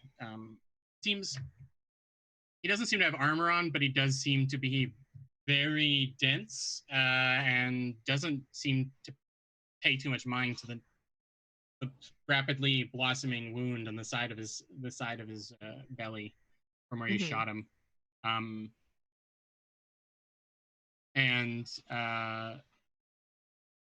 Yeah, okay. The Karatas start heading towards the two Karata kids. I'm just realizing how ridiculous that name is. The Karata kids. Wax on, wax off. Yeah. They just have switchblades, and they start running towards the 2 in the middle. They can grab onto the other man, but a couple of them try and reach for where the woman holding up the device is, and they pull their hands back in pain, and you can see on their hands some, like, there's a withering that almost happens, and then they shake it off and it fades, like they are not exposed to it for too long, but something around this woman is dangerous, very dangerous. And the 2 Karatas kind of look at each other and grab onto the other dude and try and drag him away, but the woman just continues moving toward. And you can see Cobb. He's not hooked up to the machine anymore, so you can't hear him speak. But he's like, the light is like blinking on him to like imply that he's saying something, as like he's being wound slowly, just like a thread being wound up into this device. Milan is going to reach under the table.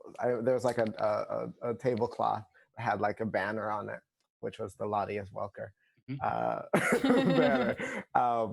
But he's going to reach under the table and pull out one of Tana's rifles and point it at the lady with the device. And I want to, I guess I'll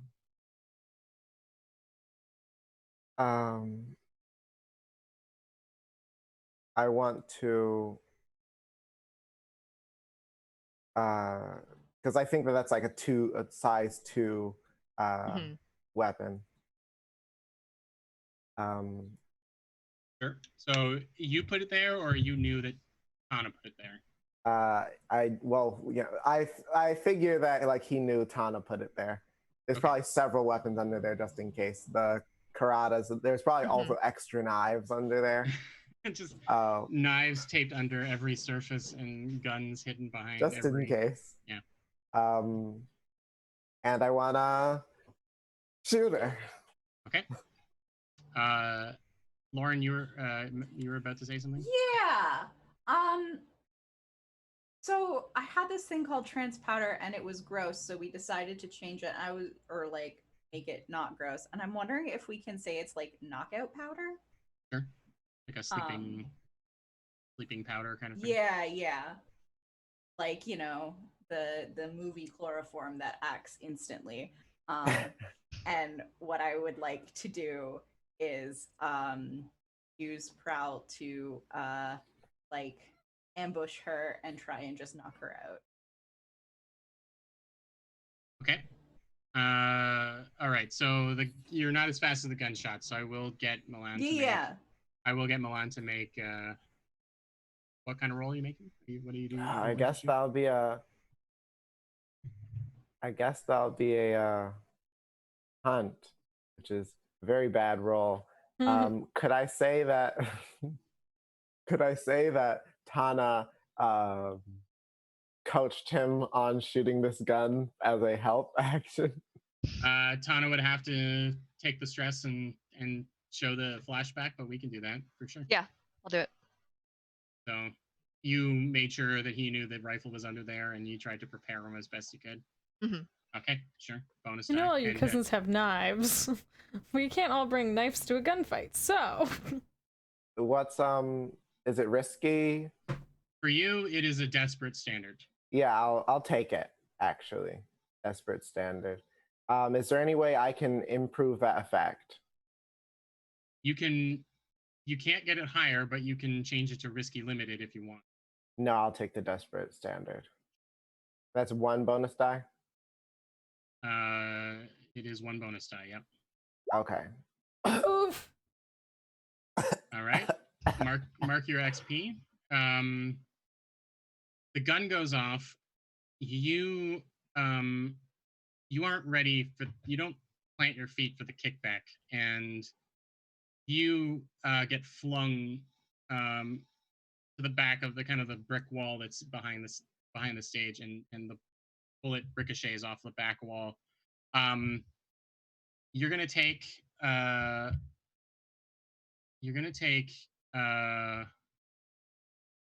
You've been flung around before.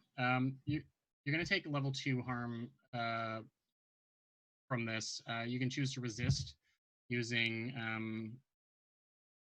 your resolve. I'll resist. Okay. Go ahead and roll that. That's 0 bonus die. That's right. Okay. So you're going to take 5 stress as you brace yourself as you slam into the back wall. But you start immediately reloading the gun, I presume. So yeah. Lauren, the woman, Magda, pardon me, the woman doesn't even flinch as the bullet goes whizzing past her. Let's see that Prowl. Okay. I am gonna push my. See,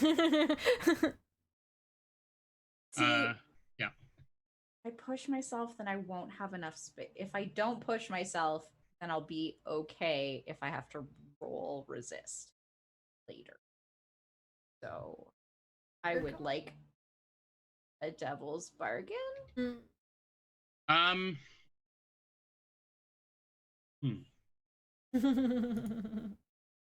One that does not involve and I just want to like preemptively X the idea of Cobb being banished for all eternity. I'm not gonna let that happen to Cobb. Okay, I just wanted to just put that out there. No. It definitely would not be the devil's bargain. It could be the results of things going really, really bad. But no, your bargain would be more personal, like. No. I just mean in general. Yeah. I don't want Cobb to be banished for all eternity. I don't have the intention of that. I don't think that's going to happen. So, devil's bargain. I can get hurt. I've never been hurt this whole game. Yeah. I'll give you a bonus die. to actually injure this person, but you're gonna have to take unspecified until it happens level 2 harm to get close. Yeah, okay. Like, you've seen what's happened to the Karada kids. What was happening to the Karada kids, now you're purposefully getting in close. Yeah. Okay. So there's a bonus die there. Okay, cool. Hey, Milan, do you have any more of those, like... actions? Yes, I do. Got As one it left, happens, I do have one left. How would you think that Milan has helped? Because you just shot her, like, and then, or tried to shoot her, and then, like, if you'd like, then he can pull out one of his guns, like, and try to distract. Yeah, I think it just, like, the action of you flying back, like, distracts her, or like makes her laugh or something, because it's honestly a little bit funny. It was a little bit funny. Maybe it's more of an evil laugh, like a it's more a grin that like this is going to be easy. And it sort of drops. She gets a little overconfident. Yeah, I'll allow it. So that's 2 bonus dice. That's 2 bonus dice. So am I desperate or risky? What's our position? I'll say it's still risky for you, and I'll give it a great effect since you are getting in really, really close.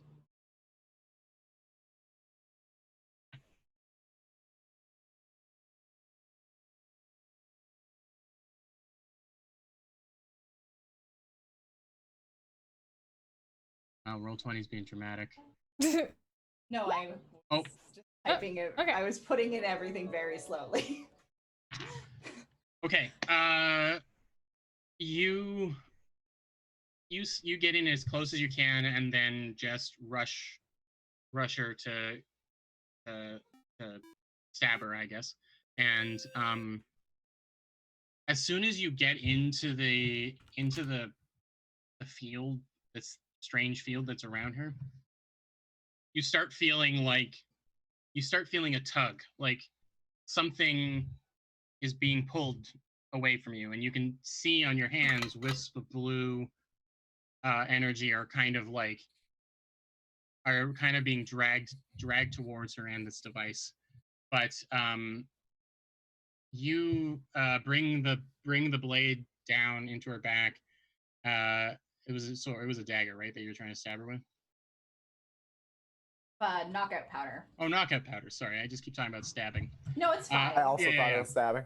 I mean, that's kind of usually what she does, but yeah.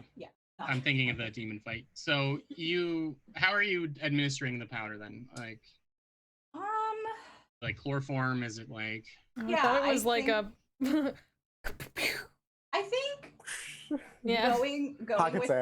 going with the theme of like she just has stuff that can be like hidden in a fancy dress. I think she has something that's like smelling salts, like a little like thing that fits in a pocket that she can just kind of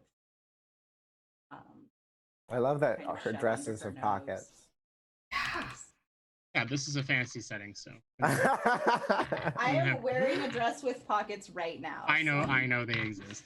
I just mean I was inspired by this dress because not all of my dresses have pockets. Okay.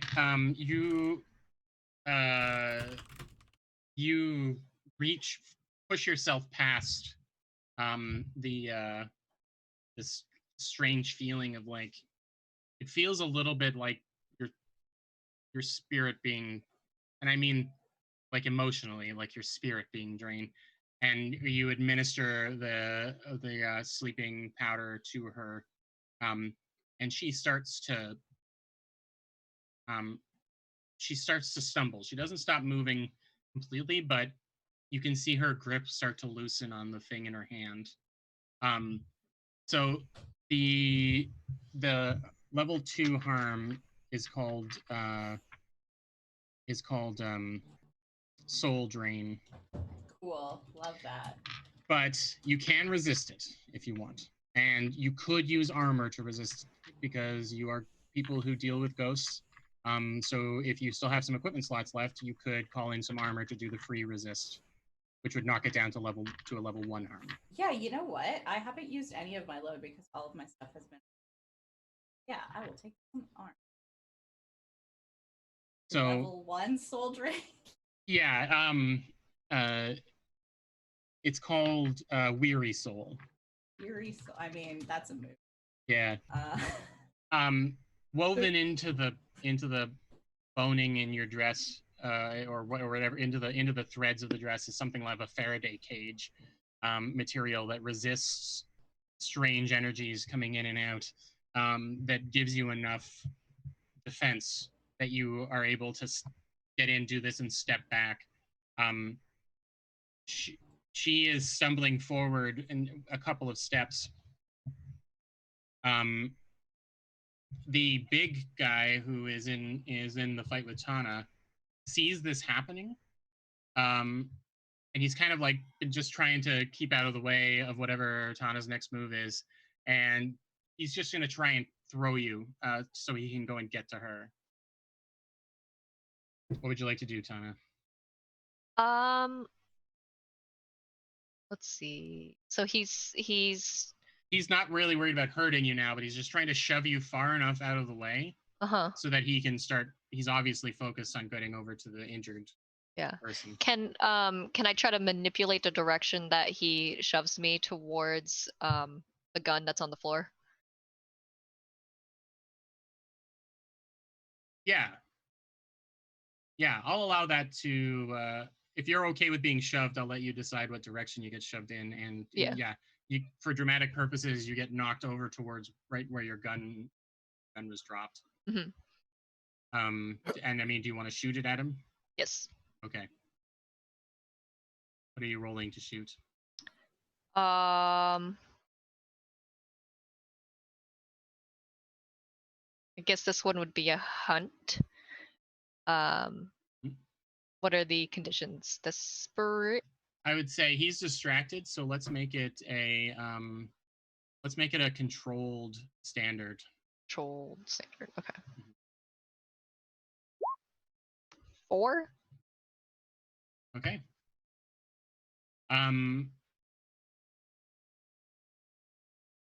The shot goes off, and you shoot him in the square in the back. And unfortunately, that was the last round in that thing. So you're gonna have to take some time to reload that one if you want to use it. The guy is momentarily distracted, and the woman holding the device stumbles forward and falls, dropping the thing on the floor. Is it still suctioning in It's still Cobb? going. It is still going. Try a thing? Yeah, absolutely. I've been watching too much Avatar. Can I ghost bend? Can I attune to the ghost field? And you know how they do, if anyone's watched Avatar, where they take the lightning and redirect it? Can I can I take my arm and loop it into the thread and kind of snap the connection and send it back to the machine? Sure. I wanted to stop pulling in stop it pulling in Cobb and You can certainly attempt this. I've had this idea in my head this whole time and it's been waiting. It's like, can I ghost bend? It's cool as heck. So. Yeah.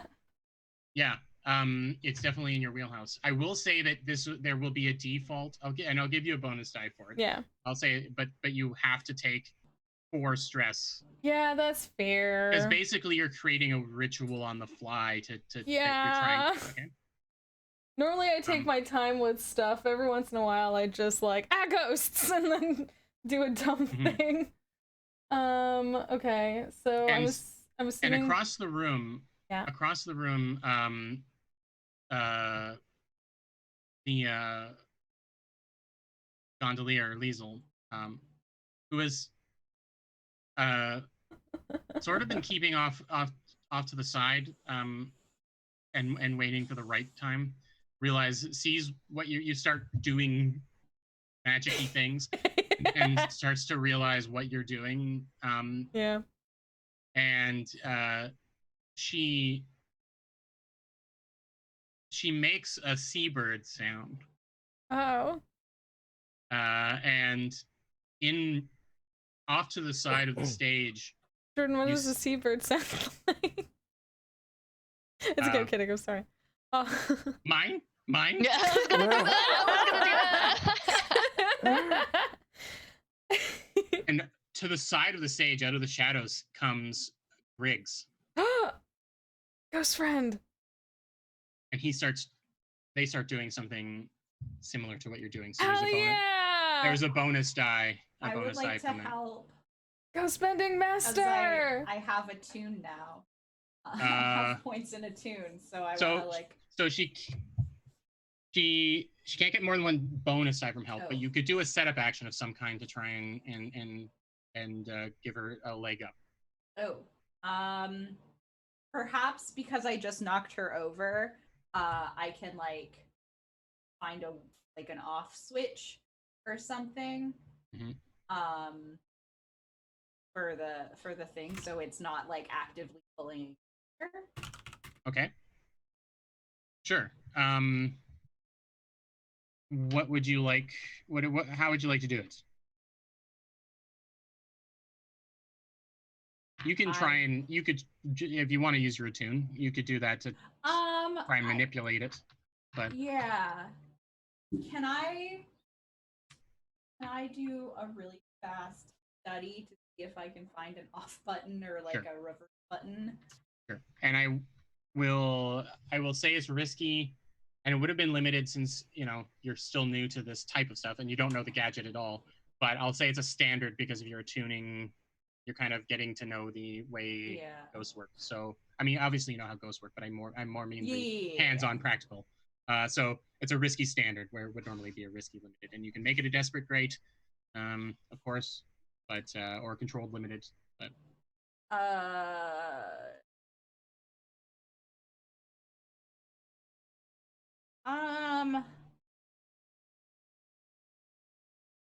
no, let's do risky.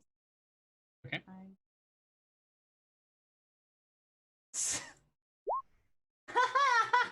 I'm great though. I did it.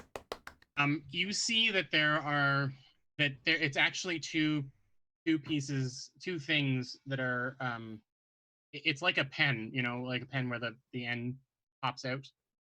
There seems to be something on the bottom that you turn to switch it off. So basically there's going to be a timed effect here where you'll switch it off as the effect comes to fruition. I will say that the large man is he's coming up behind Magda, who is like fiddling with the device that was dropped, and he's about to clobber her. So Tana or Milan or both. Yeah, I was gonna say. I pull a couple of blades that I had on me. So 2 of them that I'm gonna throw at him. Are you gonna throw some blades in the dark? Yes. Oh, no. Yeah. Oh no. Okay. And Milan, do you want to do a setup for this maybe? I was gonna also do something, but yes, I can do a setup action. What was the thing that you wanted to do? Maybe it could act as a setup. He was gonna try to tackle, he's gonna rush over, he's gonna cast aside his rifle, or not even, maybe he doesn't cast aside his rifle, he has the rifle. He rushes over to jump at him. You're a little too far away to get right into the action. Okay. So you could start the charge as a distraction kind of thing. Yeah, I'll roar. You're like, ah! Okay. So I would say that would be good. If you just want to take a stress and help and give a bonus die, that works. Or you can do it as a setup action where you roll to see how good you do that. Okay. What would that be? What kind of? Probably I would get you to do something like a. I would say it would probably be something that you don't have any dice in, unfortunately, like wreck. Yeah, it would probably be wreck, just to kind of make a big enough scene to get his attention drawn towards you. Yeah. Yeah. Yeah. But if you spend the stress and give the die, then there's no other effort needed there, no roll, right? Yeah. I know you're kind of low on stress, but I'll take the stress. okay, so it's 1 stress. Yeah. As Milan starts running and running with the rifle and just screaming, and so you'll get a bonus die on this, Tana. Okay. I'm also gonna push myself. Okay. That's 2 stress, right? Mm-hmm. So that's another bonus die there. And what did I say was a? Did I say what it was? No. Okay. Risky. Great.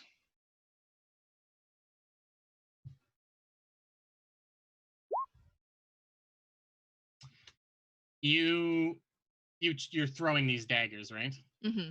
Okay.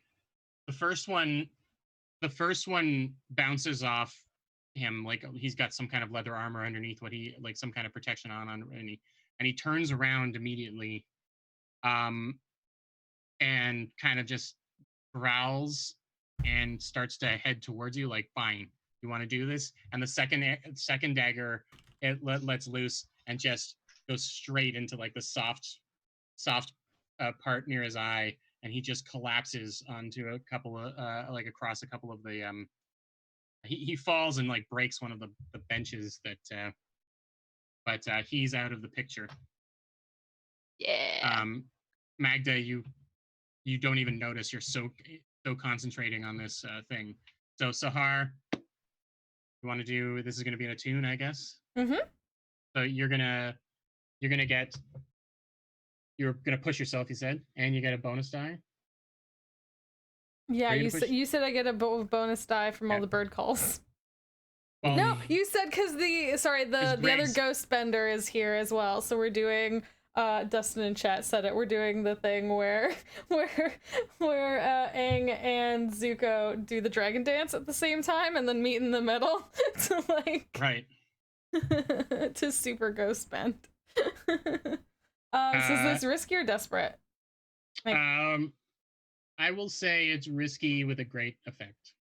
Because of, well, actually, so it's risky standard. We're gonna say okay, right in the middle. Can I make it desperate? And then you get to choose. Yeah. You get to choose how to use Lauren's Magda's aid. You can either raise risky or standard, or you could do desperate great and then change desperate to risky again. There you have some options. If I take it from desperate to back to risky, I don't get the desperate stuff anymore. I'll take risky, fine. You're gonna do risky great? Yeah, I guess that makes sense, right? Yeah. Do risky, great, and I get 1 bonus die, right? 2. 2! Oh god. If you're pushing yourself, you said you're gonna push yourself. Yeah, because I was saving that for this. Okay. Kaboof! Oh dang. There's so many dice in there and it's still, well, it's 5. Not 6, it's 5. My first time Ghostbending, okay. You take a step forward into the ghost field. You feel yourself pass beyond the veil, and you can inside the ghost field, the glow from that string that's going down to this device that Magda is desperately fiddling with glows very vibrantly blue, and arcs of electroplasmic energy kind of dance along it. And you can immediately see all of the ghosts that are around, that are just sort of students that have passed, or professors that haunt this place, or basically the ghost faculty of Charter Hall start to sort of swarm above.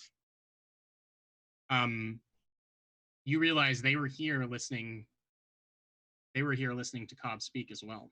What? Oh.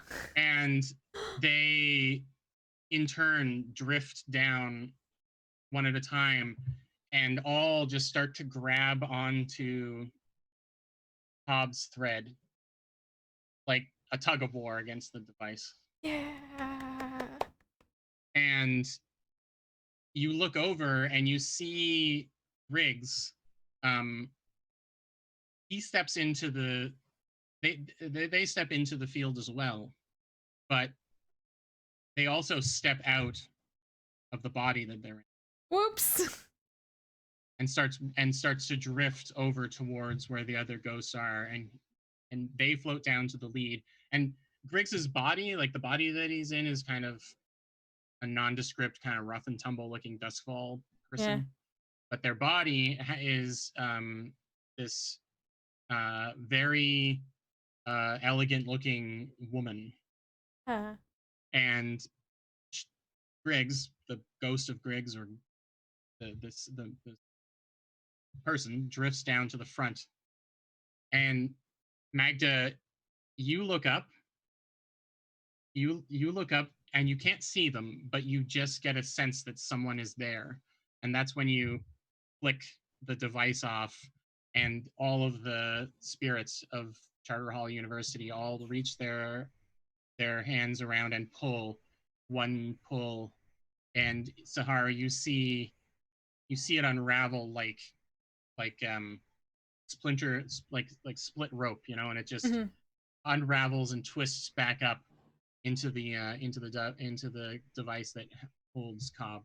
To make this as anime as possible, can I have been talking to Cobb this whole time using my ghost song, being like, we're gonna, like, you're okay, Cobb, we're gonna take care of you, like we're gonna make sure you're fine, just so in the anime of this game, we see all the ghosts like helping to save the other ghosts, and there's this beautiful music, and we just like our friendship.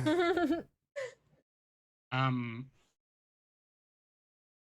going to say though, Sahar, that for a moment, all of the ghosts get temporarily dragged with this thing, and the Cobb returns to his containment, but the other ones kind of slam into you temporarily, and you get knocked back out of the ghost field. And for a brief, terrifying moment, all of the ghosts of Charter Hall live inside of you. And so I think there's probably some harm that will be here. And we'll call it like haunted? Like, well, it's and it's only gonna be temporary. They're not gonna haunt you forever, but it's gonna be a level 2 harm that is possessed.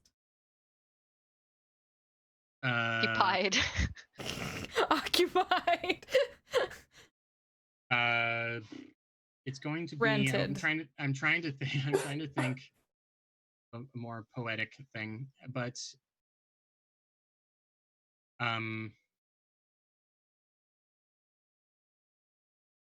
sexual presence. Yeah,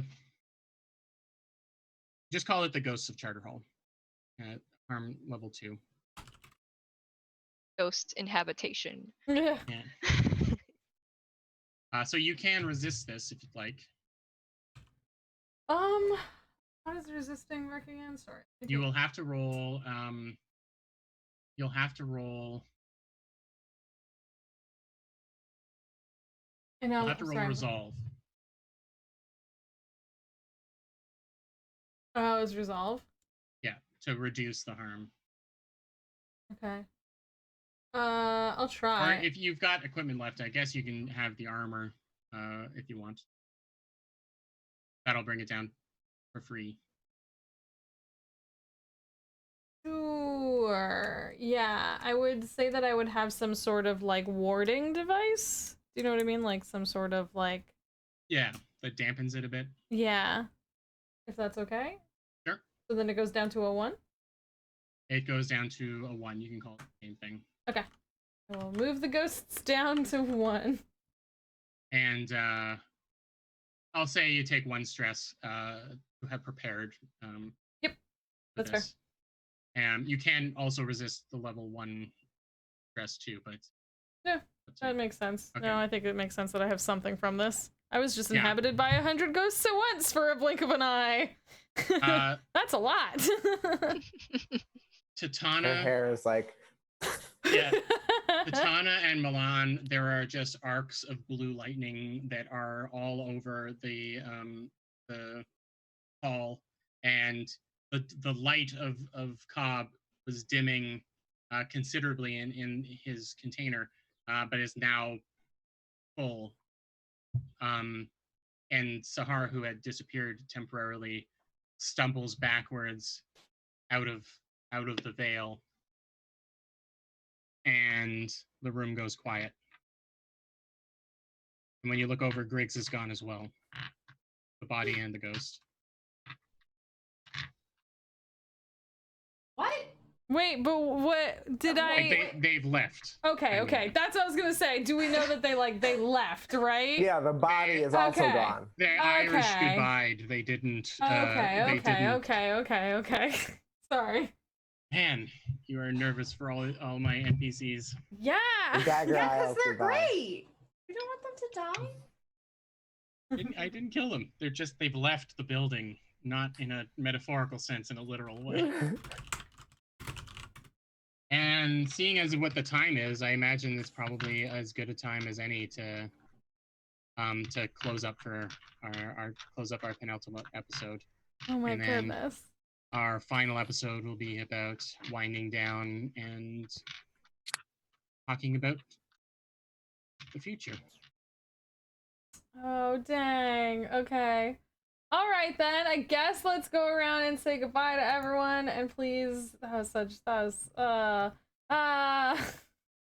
us who you are, where we can find you, what you're up to, all that good stuff. Going in reverse order. That means it's you, Jordan. I'm Jordan. I'm at Made of Cartoons on Twitter and Instagram. You can find me every other Saturday here, playing Blades in the Dark until next Saturday, and then that'll be done. But I guess we can announce what's taken the spot of this, right? Yeah, go for it. So the Saturday after the last Saturday of Blades in the Dark, we'll be broadcasting a session 0 for a game of Heart, which is Rowan Rooked-Deckard's sort of sister sequel to Spire, and a very spooky game of weird stuff going on. We've got a cool cast, including Jess, of course, and we're actually going to do a session 0, so you'll get to see a bit of how the characters are made, and we'll build some of our bonds and stuff out there. It's going to be creepy, a little creepy, a little weird, and we'll be introducing content warnings in the chat for that as well. But tune into the session 0 to see if you might be interested in watching it, because I'm not a person who likes doing like real disgusting stuff, but it's more like spooky and strange. So tune into the session 0 and get an idea if you like the show. I'm really excited. I've been playing it with friends, and so I'm very excited to bring that show. And the last episode, there's gonna be 8 sessions. The last episode lands on Halloween. I'm the only person super excited. Yeah, it's perfect. It's perfect timing. It's perfect. Jess will tell you about how excited I got when I realized that we could do that. Yeah. So that's going to be the big thing. And then we might have more news about this show next week. We'll be talking about that between now and then. So I'm Jordan. I play games. Go and vote for stuff in the Annies. Vote for the stuff you like, not necessarily because you know me, but definitely vote for the safety toolkit, because that's actually a really, really important thing. It flavors everything else. You should also vote for Jordan. Yeah, If you you can vote for many things. Yeah, because I'm not- ranked ballots. We so- don't have anything in Lauren's category that's competing, so you choose. You can vote for all of the stuff from Hit Point Press and Decamany, and also Lauren's without any conflict of interest. We can all be your best friends. Also, you're saying vote for the stuff you like. Don't just vote for you can do both. You can vote for the stuff you like, and you can also vote for all Jordan stuff. Wait a second. Anyway, yeah. Amazing. Perfect. Next up is Fossil. Fossil, tell us who you are, where we can find you, what you're up to. I'm Basel. I am at Lammergeared on Twitter, and I draw. I draw. I draw characters, most notably hunks. And that's the long and short of it. We need a Go drawing of over- Griggs. Maybe I'll commission you to do Griggs, but also the ghosts that hunts Griggs. You can have hunky Griggs and then hunky lady spirit. Perfect. Next up is Lauren. Hi, my name's Lauren. I'm JL_NiceGirl on Twitter, and I'm starving super. I am.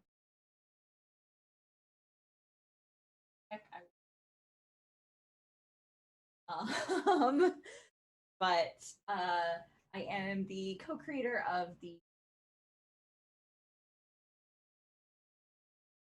of for tabletop games. We have panels, we have links to the variety of safety tools out there. It is a living document. It is constantly changing. It is currently nominated for Best Free Product at the Ennies right now. And I mean, if like we were saying earlier, like if something related to safety and safety tools were to win this very big industry award, it would signal a really big shift in the industry,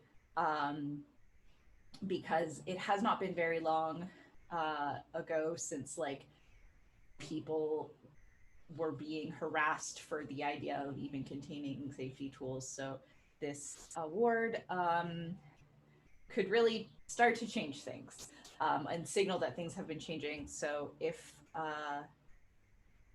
safety tools have ever affected you, if you've ever used the toolkit, please please vote, because I think this is, especially right now, a statement that safety and support are important to games and gamers, and this is a statement we need to be making.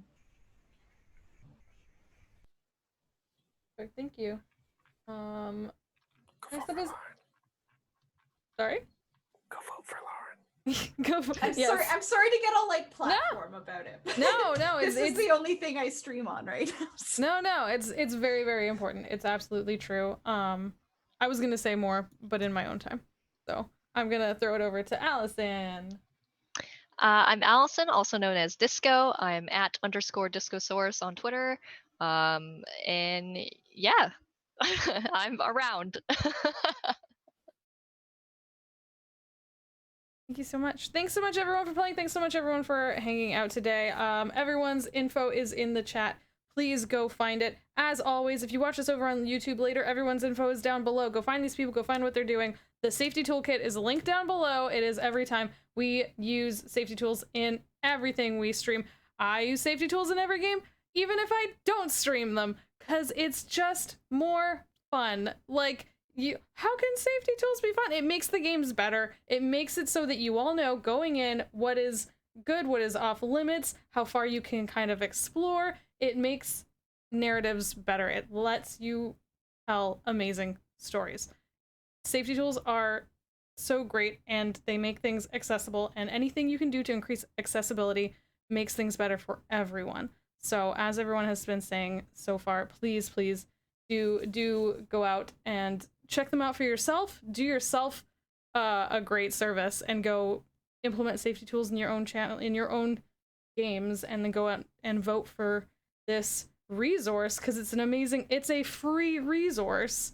It is up for grabs. Go get it and implement it and use it. It's really, really just amazing, and so good. That was big. Now I'm out of like, whew, okay, now that I've expended all the air in my lungs, I guess thank you, Roll20, for your spotlight program, for highlighting us. You are awesome. We appreciate you, and we love showing off playing in all your spaces. there's gonna be no later on stream from me tonight.